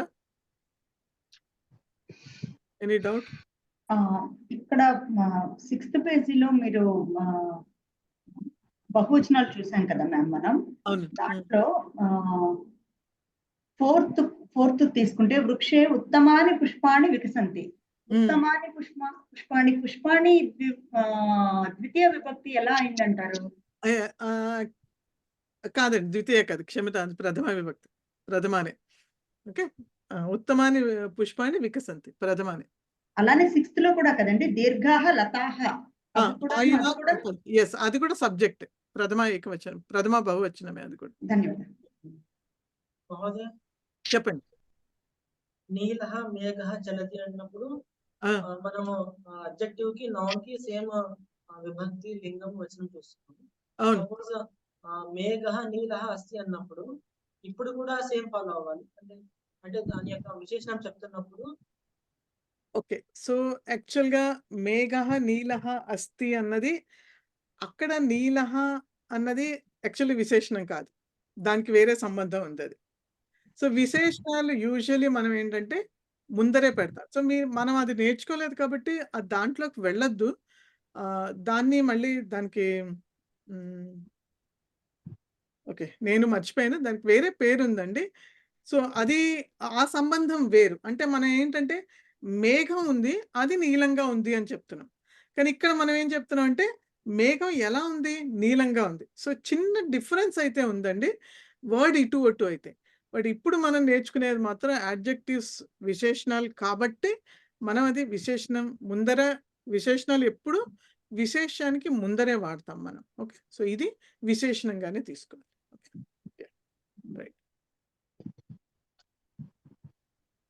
ఓకే, క్లియర్ అండి? రాసుకో ఉన్నారు కదా విశేషాలు, విశేషణాలు ఏంటి మీరు నోట్ చేసుకోమని చెప్పారు కదా.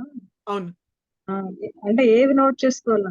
నేనేం అంటే ఇప్పుడు పుల్లింగ విశేషణ శబ్దాలు ఏవైనా ఉంటే, అంటే మన పుల్లింగానికి విశేషణ శబ్దాలు వాడాలి అంటే అవి రామశబ్దం లాగా ఉంటాయి.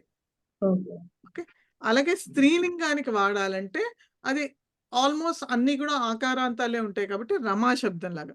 ఒకవేళ కొన్ని ఇకారాంతాలు ఉంటాయి, లైక్ సుందరి, బుద్ధిమతి, ఇవన్నీ కూడా. సో ఇవి గౌరీ శబ్దం లాగా. నపుంసక లింగంలో ఉత్తమం, లేకపోతే చతురం, ఉన్నతం, ఇవి ఇట్లా నపుంసక లింగాల్లో ఇవి ఎట్లా అంటే జ్ఞాన శబ్దం లాగా డిక్లైన్ చేయాలి. సో అన్ని విభక్తులు ఉంటాయి, అన్ని వచనాలు ఉంటాయి కాబట్టి అట్లా చేయాలి.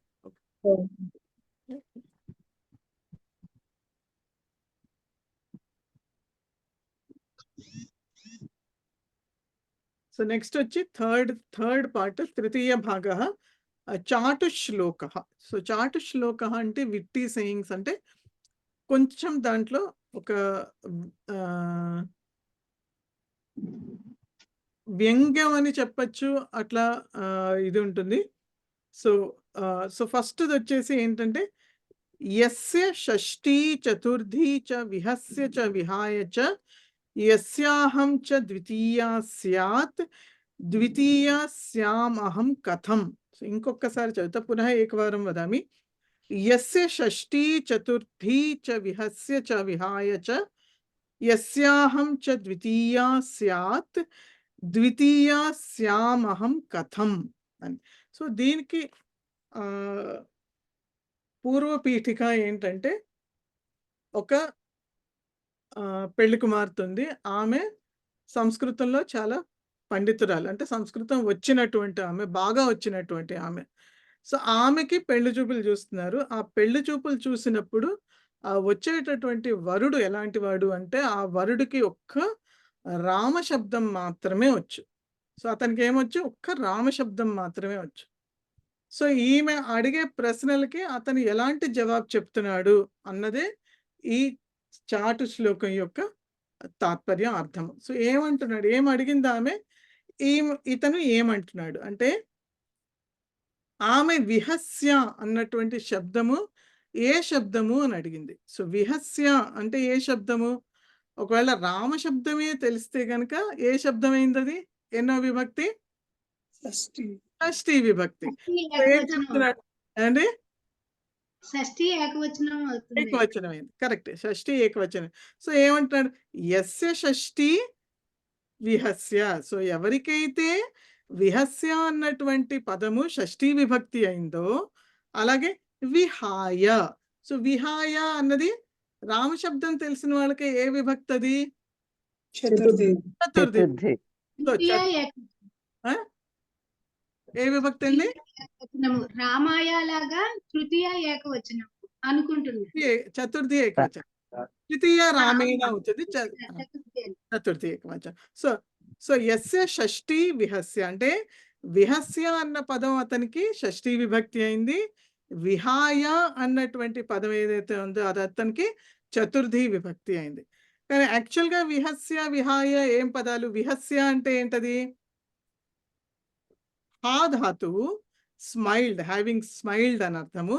సో ఇది లెఫ్ట్ ప్రత్యయ యాక్చువల్గా అయితే విహస్య. విహాయ అన్నది ఎక్సెప్ట్ అని అర్థము, ఇది కాకుండా అని అర్థం, అంటే ఇది వదిలేసి అని అర్థం. సో ఓకే, ఇవి యాక్చువల్ వర్డ్స్. బట్ అతనికి మాత్రం ఈ రెండు షష్ఠీ చతుర్థి అయింది. సో ఇప్పుడు ఆమె ఏమంటుంది? వాట్ ఈస్ షీ సేయింగ్ అంటే యస్య.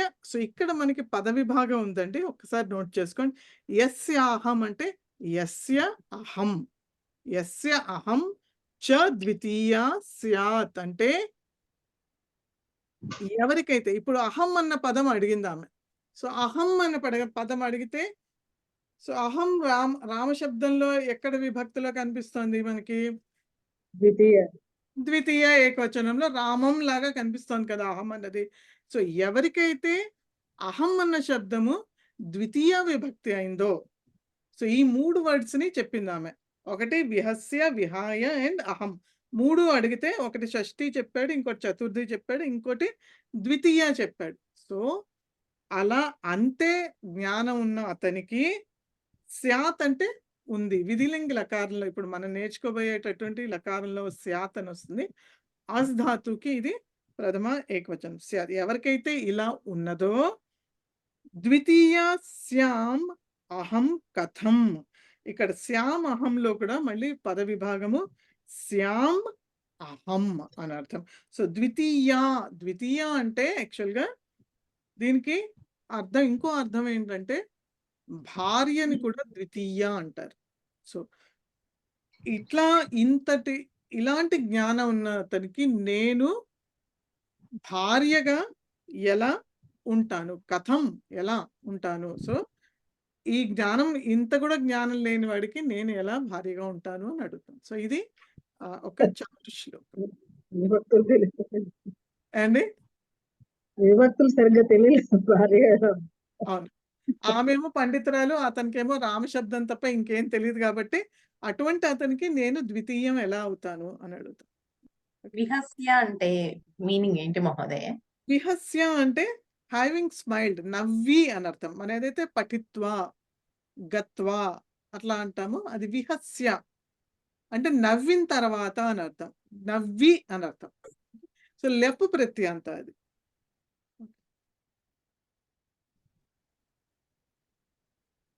సో విహాయ కూడా లెప్ ప్రత్యంతేనండి యాక్చువల్గా. అంటే ఇది వదిలేసి అని అర్థం, వదిలేసిన తర్వాత అని అర్థం. Okay, okay. అవగతం వా? అవగతం? అవగతం. సమ్యక్ ఉత్తమం. నెక్స్ట్ వచ్చేసి సమస్య, రిడిల్. సమస్య అంటే రిడిల్ అని అర్థం. సో ఒక్క వాక్యం చదివితే మనకి దాని అర్థం సరిగ్గా అనిపించదు. అది అర్థవిహీనంగా అనిపిస్తుంది. అదేంటో చూద్దాం. వర్షస్యైకం దినం గౌరీ పతివక్త్రం న పశ్యతి. సో వర్షస్య ఏకం దినం. ఇక్కడ కూడా ఐకంలో పద విభాగం ఉంది. వర్షస్య ఏకం దినం అంటే ఒక సంవత్సరంలో ఒక రోజు గౌరీ, గౌరీ అంటే పార్వతీదేవి, పతి వక్త్రం, పతి యొక్క ముఖం, వక్త్రం అంటే ఫేస్ అని అర్థం. ఫేస్ ని న పశ్యతి, చూడదు. సో పార్వతీదేవి సంవత్సరంలో ఒకరోజు తన భర్త అయినటువంటి శివుడి యొక్క ముఖాన్ని చూడదు. సో దీనికి మనం ఉట్టి ఈ వాక్యం తీసుకుంటే ఏమీ అర్థం ఏం కనిపించదు, మనకి అర్థవిహీనంగా ఉంటుంది. కానీ దీన్ని సమస్యాపూర్ణం చేస్తే కనుక దీనికి అర్థం వస్తుంది. ఎట్లా? భాద్ర శుక్ల చతుర్థ్యాంతు చంద్ర దర్శన శంకయా అంటే భాద్రపద మాసంలో చతుర్థి నాడు కనుక ఆ రోజు చంద్ర దర్శనం చేస్తే కనుక శంఖం ఉంటుంది. అంటే వినాయక చవితి గురించి, ఆ రోజు గురించి మనం మాట్లాడుతున్నాం. శివుడి తల మీద చంద్రుడు ఉంటాడు కాబట్టి ఆ రోజు పార్వతీదేవి కనుక ఆయన ముఖం చూస్తే కనుక ఏదైనా చంద్ర దర్శన దోషం వస్తుంది. కాబట్టి ఆ ఒక్కరోజు మాత్రం ఆవిడ ఆయన యొక్క ముఖాన్ని చూడదు అని అర్థం. సో ఇది ఆ రెండో వాక్యంతో ఆ సమస్య పూర్ణం జరిగింది ఇక్కడ. అవగతం వా? కోపి సందేహ సంతి వా? నాస్తి వా? ఉత్తమం, సమ్యక్. సుభాషితం. సో మొదటి సుభాషితం వచ్చేసి ఆశాయా ఏ దాసాస్తే దాస్యా సర్వలోకస్య ఆశా ఏషాం దాసీ తేషాం దాసాయతే లోకః. పునః ఏకవారం. ఆశాయా ఏ దాసాస్తే దాసా సర్వలోకస్య ఆశా ఏషాం దాసీ తేషాం దాసాయతే లోకః. సో ముందరగా పద విభాగం చేసుకోవాలి. సో ప్రస్తుతానికి మీకు ఏ సంధులు తెలియదు కాబట్టి సంధులు పూర్తిగా నేర్చుకునేంత వరకు మీకు బుక్లో ఎలా పద విభాగం చేశారో అది ఫాలో అవడానికి ట్రై చేయండి. వీలైనంత వరకు నేను మీకు ఇప్పుడు క్లాస్లో చెప్తాను. ఒక్కసారిలో అర్థమవుతాయా అంటే కాకపోవచ్చు. కాబట్టి రిపీటెడ్గా మీరు ఇది చేయాలి. సో ఇక్కడ మీకు ఆశాయాహ ఏ, సో ఆశాయాహ ఏకి మధ్యలో విసర్గ లోపం జరిగింది. ఓకే, విసర్గ లోపం జరిగింది. ఆశాయాహ పదలో ఫస్ట్ వర్డ్ ఏ దాసాహ. సో దాసాస్తే అన్న దాంట్లో దాసాహ తే, అక్కడ విసర్గ యొక్క సకారం జరిగింది. సో సా వచ్చింది కదా, దాసా స తే వచ్చింది. సో అక్కడ సా అన్నది ఏంటంటే అది విసర్గ అనమాట. సో దాసాహ తే, తర్వాత దాసా సర్వలోకస్య. సో ఇక్కడ కూడా దాసాస్ సర్వలోకస్య, దాసాహ. సో ఇక్కడ కూడా విసర్గస్య సకార సంధి జరిగింది. సో దాసాహ సర్వలోకస్య. తర్వాత ఆశా, ఆశా అన్నది స్త్రీలింగ పదము, ప్రథమ ఏకవచనము. ఆశా ఏషాం దాసీ తేషాం దాసాయతే లోక. సో దీంట్లో ఏమి మీకు పద విభాగం లేదు. ఓన్లీ ఏంటంటే ఎక్కడైతే అనుస్వారం ఉందో పద విభాగం చేసేటప్పుడు అక్కడ మకారం రాయాలి. లైక్ ఎక్కడైతే ఇక్కడ ఏషాం దగ్గర ఉందో అక్కడ అనుస్వారం ఉంది, పద విభాగం రాసినప్పుడు మాత్రం మకారం రాయాలి. అలాగే తేషాంలో కూడా అనుస్వారం ఉంది, మకారం రాయాలి. సో ఇది కూడా ఒక సంధి కాబట్టి ప్రస్తుతానికి జస్ట్ ఈ రూల్స్ ఫాలో అవ్వండి. ఓకే, సో పద విభాగం చూస్తే ఆశాయాహ ఏ దాసాహ తే దాసాహ సర్వలోకస్య ఆశా ఏషాం దాసీ తేషాం దాసాయతే లోకః. సో అర్థం ఏంటంటే, సో ఆశాయాహ ఏ దాసాహ. సో మనము ప్రవేశాలో లాస్ట్ చాప్టర్లో యహ సహ అలాగే యా సా యత్ తత్ కాంబినేషన్ వర్డ్స్ నేర్చుకున్నాం. గుర్తున్నాయా అందరికీ? Do you remember? గుర్తున్నాయండి? ఎవరు మాట్లాడతారు క్లాస్లో, నేను ఒక్కదాన్నే ఉన్నా. గుర్తున్నాయి కదా? సో కాంబినేషన్ ఏంటంటే యా, యహ, సహ. అంటే యా పుల్లింగం అయితే దానికి వచ్చేటటువంటి కాంబినేషన్ వర్డ్స్ అన్ని కూడా సా లో పుల్లింగమే అవ్వాలి. యా స్త్రీలింగం కాబట్టి దానికి వచ్చే కాంబినేషన్ అన్నీ కూడా స్త్రీలింగం అవ్వాలి. సా తోటి సా అవ్వాలి. అలాగే యత్ అయితే కనుక తత్, తత్ మిగతా రూపాలు ఏవైనా అవ్వచ్చు. కాబట్టి ఈ కాంబినేషన్ ని మెయింటైన్ చేయాలి ఎప్పుడు కూడా, అది తప్పడానికి లేదు. సో ఇక్కడ ఆశాయాహ ఏ దాసాహ అంటే ఎవరైతే, ఏ అంటే యహ, సో సహ లాగానే, సహ తౌ తే లాగానే యహ యౌ ఏ, ఏ అన్నది పుల్లింగ బహువచనం. అంటే ఎవరైతే, సో మనం రిఫరెన్స్ అన్నాం కదా యహస అన్నది. సో ఎవరైతే ఆశలకి, ఆశల యొక్క దాసులో, దాసాహ ఎవరైతే ఆశల యొక్క దాసులో వారేమవుతారు?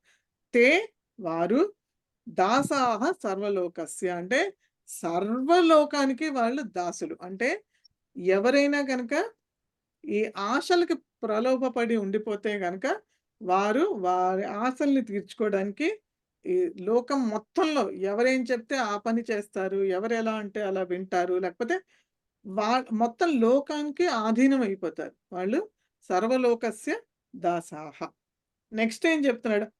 ఆశా ఏషాం దాసి అంటే ఆశ, ఆశ, ఆశ ఎవరి యొక్క దాసి అయితే కనుక, అంటే ఎవరి యొక్క దాసి ఆశ అన్నది అవుతుందో, అంటే ఆశ వాళ్ళ గుప్పిట్లో ఉంది, వాళ్ళ ఆధీనంలో ఉంది. వాళ్ళు వాళ్ళ వాళ్ళ ఆశల్ని నియంత్రించుకోగలరు.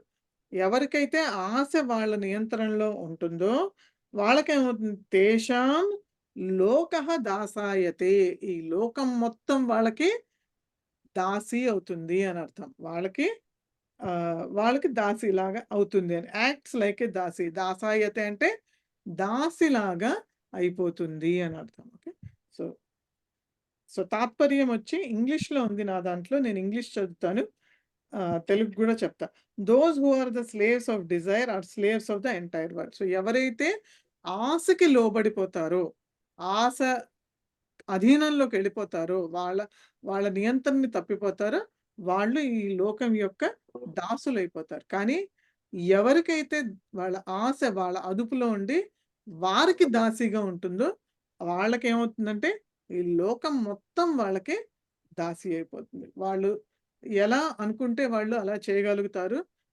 ఎవరిని ప్రాధేయపడక్కర్లేదు, లేకపోతే ఎవరిని ప్రలోభ పెట్టక్కర్లేదు, తప్పుడు మార్గాలు ఎంచుకోక్కర్లేదు, ఏమీ చేయక్కర్లేదు. వాళ్ళు వాళ్ళ ఆశల్ని నియంత్రణలో ఉంచుకుంటారు కాబట్టి వాళ్ళు జాగ్రత్తగానే మసులుకుంటారు.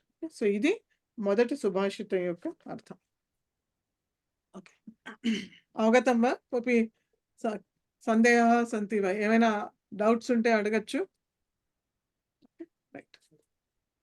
సో నెక్స్ట్ ఇది వచ్చి ఏమండి లక్ష్మి గారు? తాత్పర్యం కూడా ఇచ్చారు. తాత్పర్యం కూడా ఇచ్చారు కాబట్టి అది కూడా. సో పదవిభాగం, ప్రతిపదార్థం, తాత్పర్యం 3 కూడా ఇంపార్టెంటే దీంట్లో. నేను ప్రతిపదార్థం చదవలేదు కానీ మీకు చెప్పాను కాబట్టి మీరు దాన్ని ఫాలో అవ్వచ్చు. ఓకే. సో నెక్స్ట్ వచ్చి సాధూనాం దర్శనం పుణ్యం తీర్థభూతా హి సాధవః తీర్థం ఫలతి కాలేన సద్య సాధు సమాగమః. పునః ఏకవారం. సాధూనాం దర్శనం పుణ్యం తీర్థభూతా హి సాధవః తీర్థం ఫలతి కాలేన సద్య సాధు సమాగమః. సో పద విభాగం చూస్తే కనుక సాధూనాం, సో అనుస్వారం వచ్చినప్పుడు మకారం రాయాలి. సాధూనాం, అలాగే దర్శనం, తర్వాత పుణ్యం, తీర్థభూతాహ. సో తీర్థభూతాహకి హీకి మధ్యలో విసర్గ ఉంది, అక్కడ విసర్గ లోపం జరిగింది. అండ్ సాధవః. సో సాధవః అంటే సాధుః సాధవః, గురుః గురవః లాగే పుల్లింగ ప్రథమ బహువచనం. సాధవః ఏంటిది? సాధవః తీర్థభూతాః. సో తీర్థభూతాః బహువచనం, సాధవః బహువచనం. తీర్థం, సో తీర్థం ఫలతి కాలేన సద్యః సాధు సమాగమః. సో అర్థం ఏంటంటే సాధూనాం దర్శనం. సాధూనాం అంటే సాధువు, సాధూనాం అంటే షష్ఠీ బహువచనం, సాధువుల యొక్క అని అర్థం. సాధువుల యొక్క దర్శనం ఏమిస్తుంది? పుణ్యం. సాధువుల యొక్క దర్శనం పుణ్యం ఇస్తుంది. ఎందుకు? హి అంటే ఎందుకు, నెక్స్ట్ పాదంలో హి అని ఉంది. ఎందుకు అంటే సాధవః తీర్థభూతాః, సాధువులు తీర్థాలతో సమానమైనటువంటి వారు అని అర్థం. Okay, like they are like holy places, చాలా పుణ్యస్థలాల వంటి వారు సాధువులు అని అర్థం. సో తర్వాత ఏమంటున్నాడంటే తీర్థం ఫలతి కాలేన. సో తీర్థం ఎలా ఫలిస్తుంది అంటే ఏదైనా మనం ఒక తీర్థానికి వెళ్తే, తిరుపతో లేకపోతే కాశీనో ఏదైనా వెళ్తే దాని ఫలితం ఎప్పుడు వస్తుంది మనకు తెలియదు. కాలేన అంటే ఎప్పుడో, కాలం ప్రకారం ఎప్పుడో మనకి దాని ఫలితం రావచ్చు. కానీ సద్య అంటే వెంటనే, ఇమ్మీడియట్లీ అని అర్థం. సద్య ఫలతి, యాక్చువల్గా ఇక్కడ వాక్యం పూర్తి చేయాలంటే సద్య ఫలతి అంటే వెంటనే ఫలిస్తుంది. ఏంటి? సాధు సమాగమ. సాధు యొక్క సమాగమం అంటే సాధువుతోటి మన యొక్క పరిచయం కానీ లేకపోతే మనం ఆ సాధువుతో ఉండడం కానీ అన్నదండి ఎప్పుడు ఫలిస్తుందంటే వెంటనే ఫలిస్తుంది. తీర్థానికి వెళ్తే ఎప్పుడో ఫలిస్తుంది, మనకు ఫలం వచ్చిందో లేదో కూడా మనకు తెలియదు.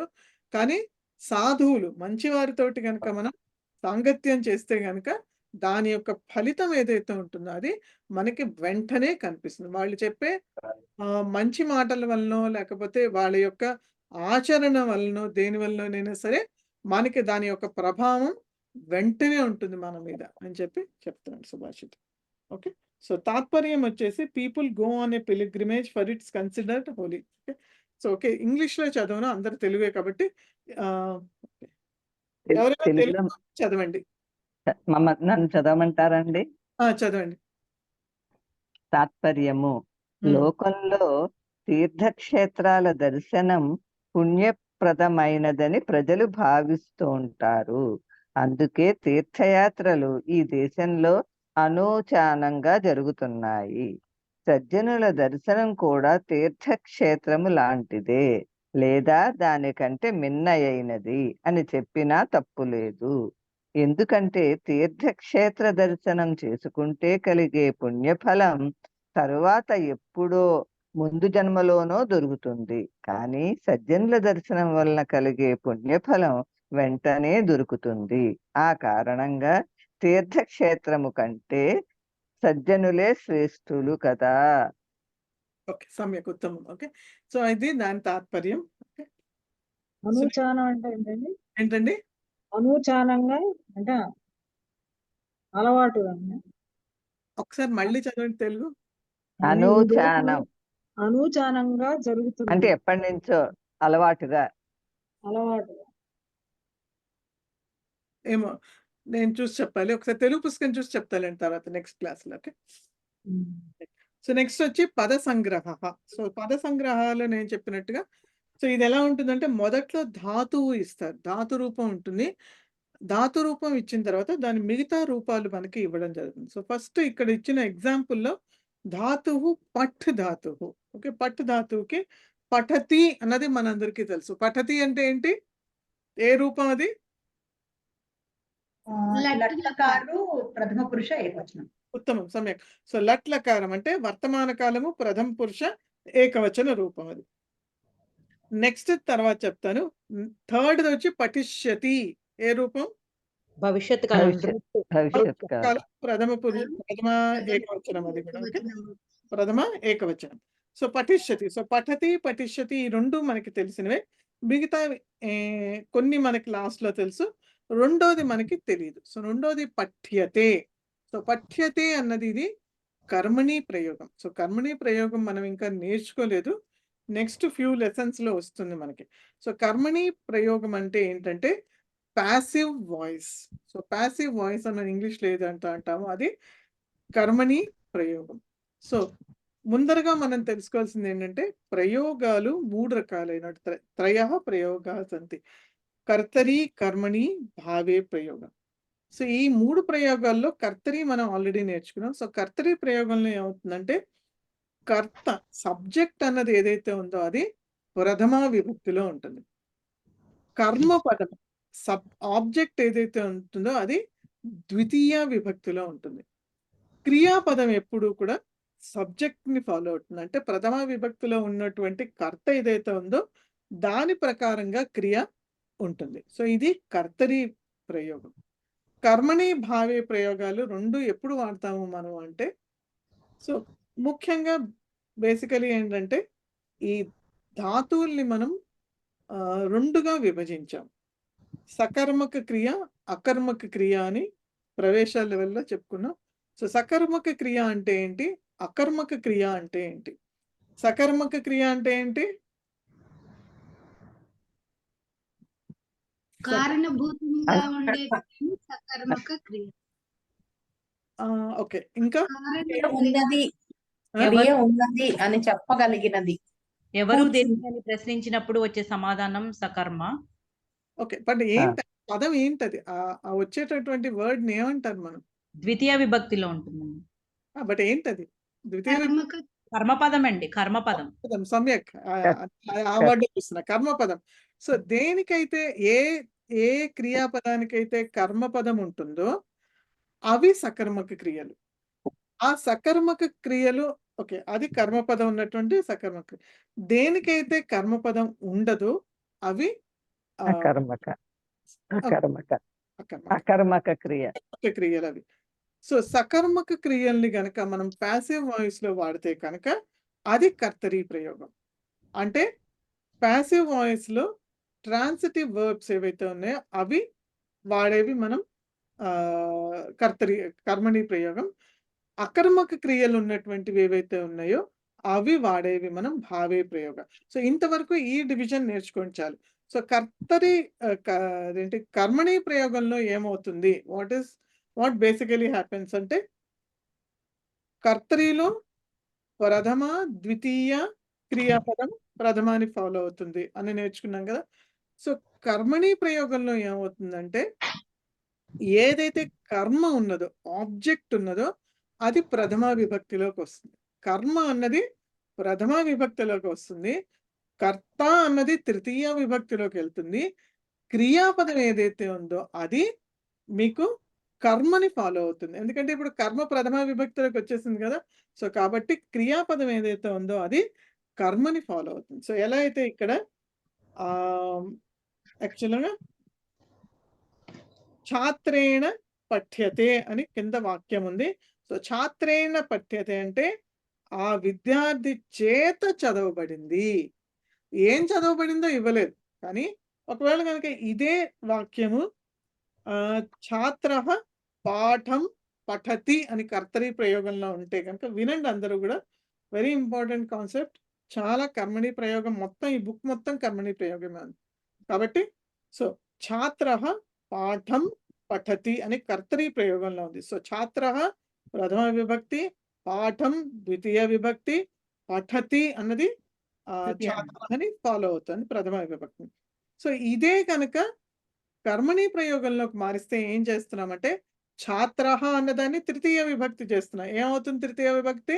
ఛాత్రేణ.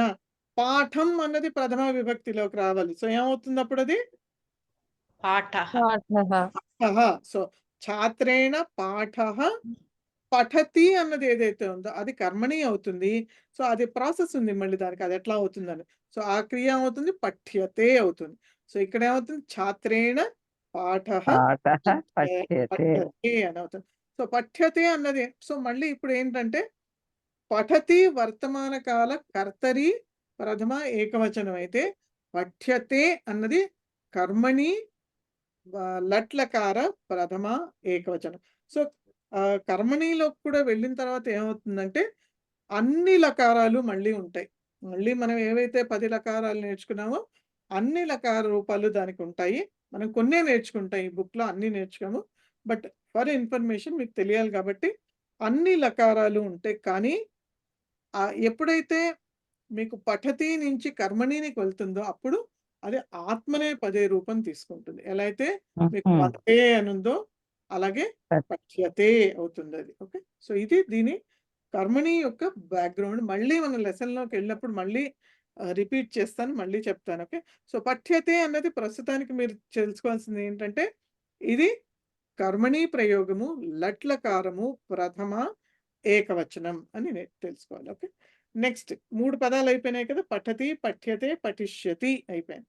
సో వీటికి మీరు కింద వాక్యాలు ఇచ్చారు, అవి ఫాలో అవ్వచ్చు. ప్రథమ ఛాత్రః పఠతి, నార్మల్ కర్తరి సెంటెన్స్. ఛాత్రేణ పఠ్యతే, ఛాత్రేణ పాఠః పఠ్యతే, లేకపోతే ఛాత్రేణ శ్లోకః పఠ్యతే అని కూడా అనొచ్చు, ఏదైనా అనొచ్చు. కథా పఠ్యతే, అట్లా ఛాత్రేణ పఠ్యతే అంటే అతని చేత చదవబడింది అని. నెక్స్ట్ వచ్చి పఠిష్యతి భవిష్యత్ కాలం. సో ఛాత్రః మాసానంతరం పఠిష్యతి, అతను ఈ నెల చివరిలో చదువుతాడు అని అర్థం. నెక్స్ట్ వచ్చేసి పఠితవ్యం, పఠనీయం. సో ఇది పఠితవ్యం, పఠనీయం ఏంటంటే ఇప్పుడు మనం ఏదైతే ఇందాక మీకు ఏమేమి చదువుతామో అన్న అంశాల్లో చెప్పానో తవ్యత్ అనీయర్ ప్రత్యయాలు ఇవి. తవ్యత్ అనీయర్ ప్రత్యయాలు. సో ఈ తవ్యత్ అనీయర్ ప్రత్యయాలు ఏంటంటే ఇవి మనం ధాతు రూపాలకే జోడిస్తాం. ఇవి కూడాను ఇవి జోడించినప్పుడు ఏమవుతుందంటే ఇది తీసుకునే రూపాలు ఏవైతే ఉంటాయో ఇవి మళ్ళీ మీకు ఏమవుతుందంటే ప్రాతిపదికాలు అయిపోతాయి. ఇవి అంటే నౌన్ ఫామ్ తీసుకుంటాయి. వర్బ్ నుంచి నౌన్కి మారుతుంది, అంటే ధాతు నుంచి ఇది ప్రాతిపదికానికి మారుతుంది. ఈ తవ్యత్ అనీయర్ ప్రత్యయాలు కనుక మనం ఈ ధాతు రూపాలకి చేరిస్తే, సపోజ్ ఇక్కడ మనకి వాడు ఇచ్చాడు పఠ్ ధాతుకి తవ్యత్ ప్రత్యయ చేరిస్తే పఠితవ్యం అయింది. పఠితవ్యం అంటే అర్థం ఏంటంటే చదవబడాలి తప్పకుండా. అండ్ ఇంకోటి ఏంటంటే ఈ తవ్యత్ అనీయర్ ప్రత్యయాలు మనం ధాతువులకి చేర్చిన తర్వాత వచ్చే రూపాలు ఏవైతే ఉన్నాయో అవన్నీ కూడా కర్మణిలోనే వాడతాం మనం, కర్తరి ప్రయోగంలో అవి వాడం. ఎలా అంటే ఛాత్రః పాఠం పఠితవ్యం అనకూడదు, తప్పది. ఎందుకంటే ఛాత్రః కర్తరి సబ్జెక్ట్, పఠితవ్యం అన్నది కర్మణి కాబట్టి రెండు, అది క్రియాపదం కాదు, క్రియగా వాడతాం కానీ క్రియాపదం కాదు. కాబట్టి అది మీకు దాని అంటే కర్మణిలోనే వాడాలి. ఎలా అంటే ఇక్కడ ఇచ్చినట్టు త్వయా పుస్తకం పఠితవ్యం. సో పఠితవ్యం, పఠనీయం, నీయం అనీయర్ ప్రత్యయ పఠనీయం అవుతుందా, అది కూడా సేమే మీకు, అది కూడా కర్మణిలోనే వాడాలి. సో ఇది ఎట్లా వాడాలి అంటే ఇది కూడా పుల్లింగం, నపుంసకలింగం, స్త్రీలింగ రూపాలు. ఒకసారి నౌన్ ఫామ్ తీసుకోగానే ఏదైనా సరే వాటికి 3 లింగాలు ఉంటాయి, అన్ని వచనాలు ఉంటాయి, అన్ని విభక్తులు కూడా ఉంటాయి. ఓకే, సో కాబట్టి ఇది ఏమవుతుందంటే పఠితవ్యం అన్నది నపుంసకలింగం. సో ఇవి వేటితో వాడచ్చు, పుస్తకం పఠితవ్యం అని వాడచ్చు, లేకపోతే పుస్తకం పఠనీయం. ఏదైతే నపుంసకలింగ పదాలు ఉన్నాయో వాటితోనే పఠితవ్యం వాడచ్చు. సపోజ్ ఒకవేళ మీరు పాఠః అన్నారనుకోండి, ఈ పాఠం చదవాలి తప్పకుండా అన్నారనుకోండి, అప్పుడు పాఠః పఠనీయః అనాలి. ఎందుకంటే పాఠః అన్నది పుల్లింగం ఏకవచనం కాబట్టి పఠనీయః కూడా పుల్లింగ ఏకవచనమే అవుతుంది. అలాగే శ్లోకః అన్నారనుకోండి, శ్లోకః పఠనీయః పఠితవ్యః అని పుల్లింగమే చెప్పాలి. ఒకవేళ కథ అన్నాను అనుకోండి, అప్పుడు కథ ఏమవ్వాలి, సమ్యక్ పఠితవ్య కానీ పఠనీయా కానీ అవ్వాలి. పఠనీయా కానీ పఠితవ్య అని కానీ అవ్వాలి. కాబట్టి ఇది అనీయర్ అలాగే తవ్యత్ ప్రత్యయాలు. సో ఇక్కడితో నేను ఆపుతానండి, ఎందుకంటే నెక్స్ట్ది కొంచెం మళ్ళీ సేమే, కొంచెం కన్ఫ్యూజన్ గా ఉంటుంది. చెప్పమంటే చెప్తాను కానీ వద్దండి బాబు, వద్దండి. సో నెక్స్ట్ కన్ఫ్యూజన్ అయిపోతా. సో అందుకనే ఐ థింక్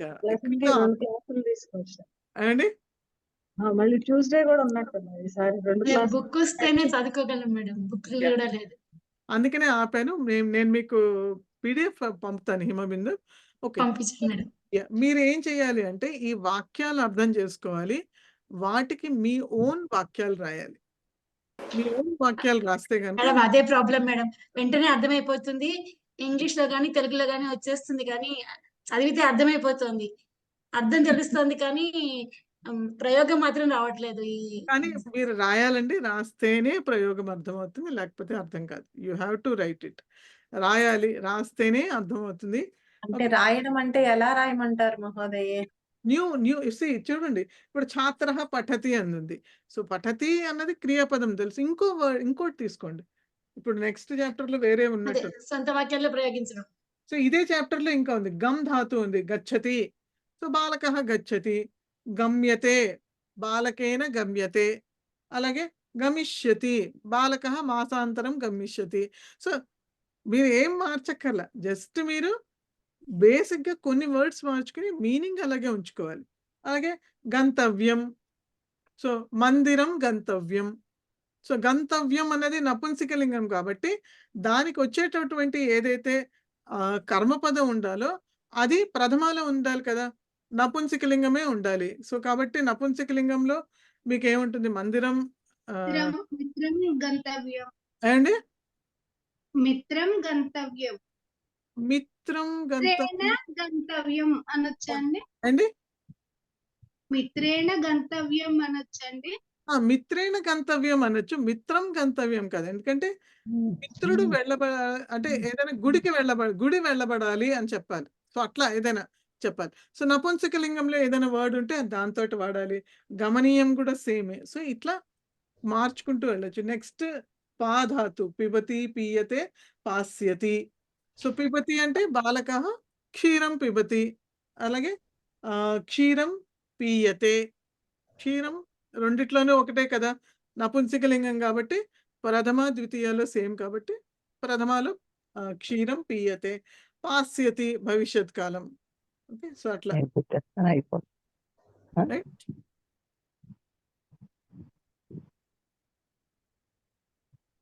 హోంవర్క్ ఉంటుందా మేడం దీనికి? ఇప్పుడు హోంవర్క్ ఉంటుందండి, లెసన్ అయిపోతే హోంవర్క్ ఉంటుంది. అంటే ఈ రోజు అండి ఈ రోజు ఇస్తారు, నెక్స్ట్ క్లాస్ తర్వాత చూస్తానండి, నేను కూడా చూడాలి ఒకసారి. ఫస్ట్ క్లాస్ కదా నాకు కూడా. నెక్స్ట్ క్లాస్ నుంచి హోంవర్క్ చేస్తాను. ఈ వీక్ ఇస్తాను, మీరు చూడండి. ఎందుకంటే చేస్తూ ఉంటే మీకు స్లోగా అర్థమవుతుంది. హోంవర్క్ ఇస్తే కొంచెం హోంవర్క్ ఇస్తానండి. యా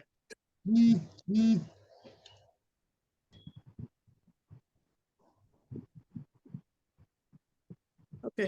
సో ఎవరికైనా ఏదైనా డౌట్స్ ఉంటే అడగండి, లేదంటే ఇవాళకి సెషన్ క్లోజ్ చేద్దాం. మళ్ళీ ట్యూస్డే సేమ్ టైం క్లాస్ ఉంటుందండి, 2:30 4:30. రికార్డు విన్న తర్వాత డౌట్స్ వస్తే నెక్స్ట్ క్లాస్ లో అడుగుతాం మహోదయ. షూర్ అందుకనే ఆపేశాను. నెక్స్ట్ ఇది కూడా ఆల్మోస్ట్ సేమ్ లైన్ లోనే, బట్ కొంచెం డిఫరెంట్. అది నెక్స్ట్ వర్డ్స్ కూడా కొన్ని. చెప్పండి. మీరు అమృత కలశం లాంటి సంస్కృతానికి ప్రవేశం పెట్టారు గదిలో. దానికి ఈ పరిచయం చేసి శిక్షకులను చేసి కోవిదలు చేయడం మీ బాధ్యత. మీ మీదే మా ప్రయత్నం మేము చేస్తాం, మీ మీదే భారం అంతా. మీరు చేయడం వల్ల అట్లీస్ట్ మేము ఆ అమృత కలశ గదిలోకి వెళ్ళగలిసాం.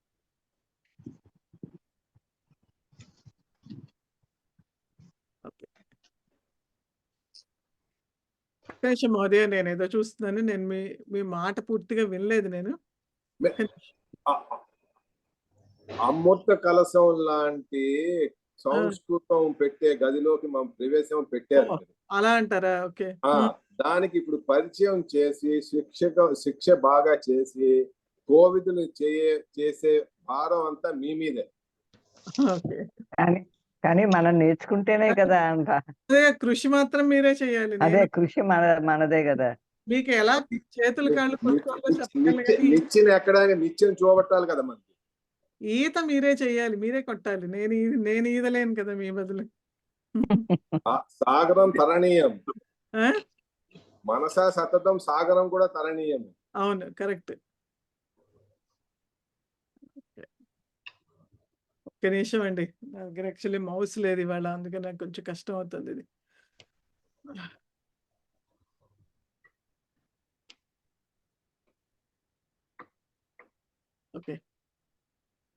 ఓకే మహోదయ, చెప్పండి. రైట్. సో చెప్పండి. అందరూ అయితే ప్రవేశ పాస్ అయ్యారు కదండి, అదంతా మీ డైరెక్షన్ కదా చెప్తున్నారు ఆయన. ఏంటండి? అందరం ప్రవేశ అయితే పాస్ అయ్యాం కదా, అది మీ డైరెక్షన్, మీ వల్లనే కదా అని చెప్తున్నారు ఆయన ప్రతాప్ గారు.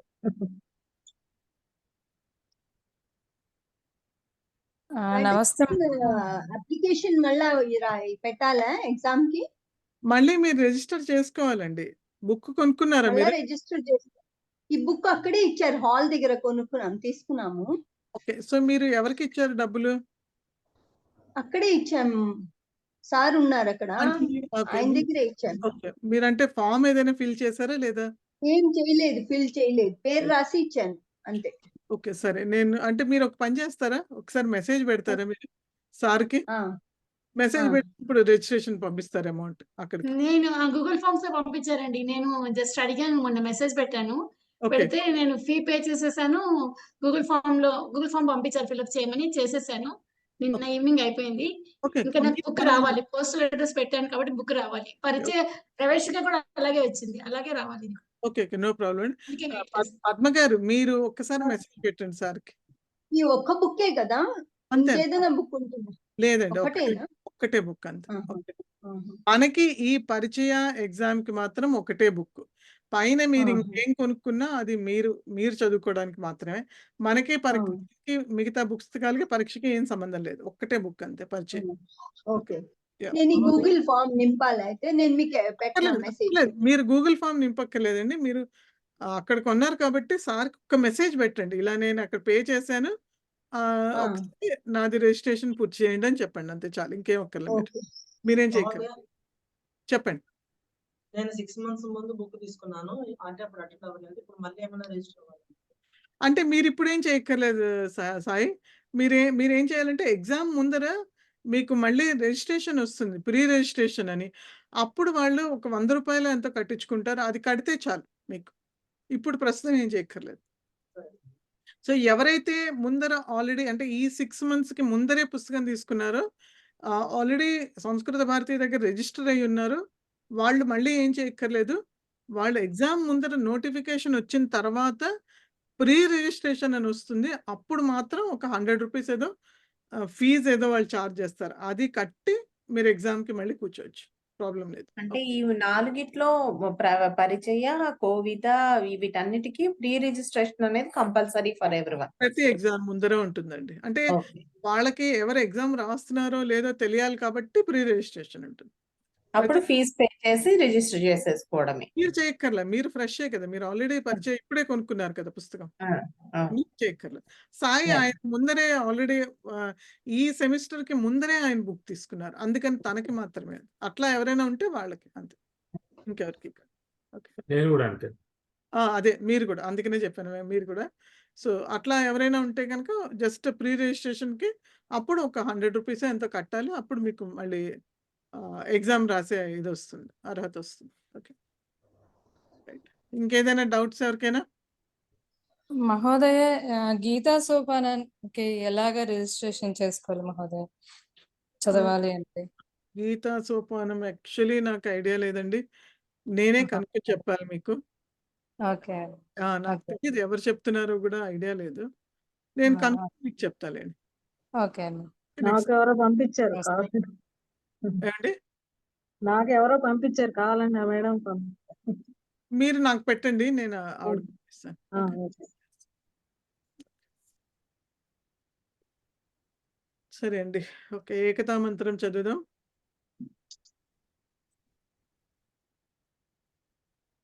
అందరూ మ్యూట్ చేసుకోండి. తర్వాత అందరూ మ్యూట్ చేసుకోండి. శాంతి మంత్రం అందరం కలిసి చదవచ్చు. యం వైదికా మంత్రదృశః పురాణాః ఇంద్రం యమం మాతరిశ్వానః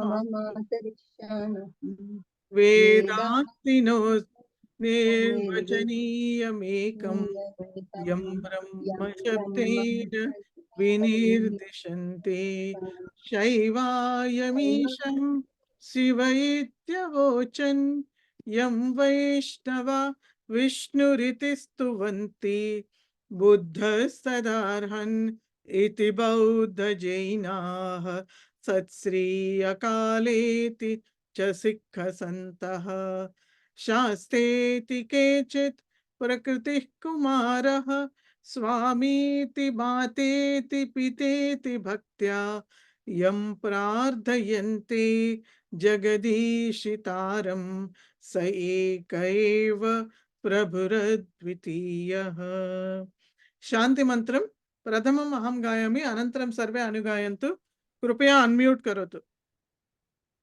ओम सर्वे भवन्तु सुखिनः, सर्वे भवन्तु सुखिनः, सर्वे सन्तु निरामयाः, सर्वे सन्तु निरामयाः, सर्वे भद्राणि पश्यन्तु, सर्वे भद्राणि पश्यन्तु, मा कश्चित् दुःखभाग् भवेत्, मा कश्चित् दुःखभाग् भवेत्। ओम शांति शान्ति शांति शान्तिः। ओम शांति शांति शांति। हरिः ओम। पुनः मंगलवासरे मिलामः। धन्यवादः। जय श्रीराम। ధన్యవాదాలు धन्यवाद। ధన్యవాద మహోదయ. ధన్యవాదः మహోదయ. ధన్యవాదాలు మహోదయ. ధన్యవాదాలు.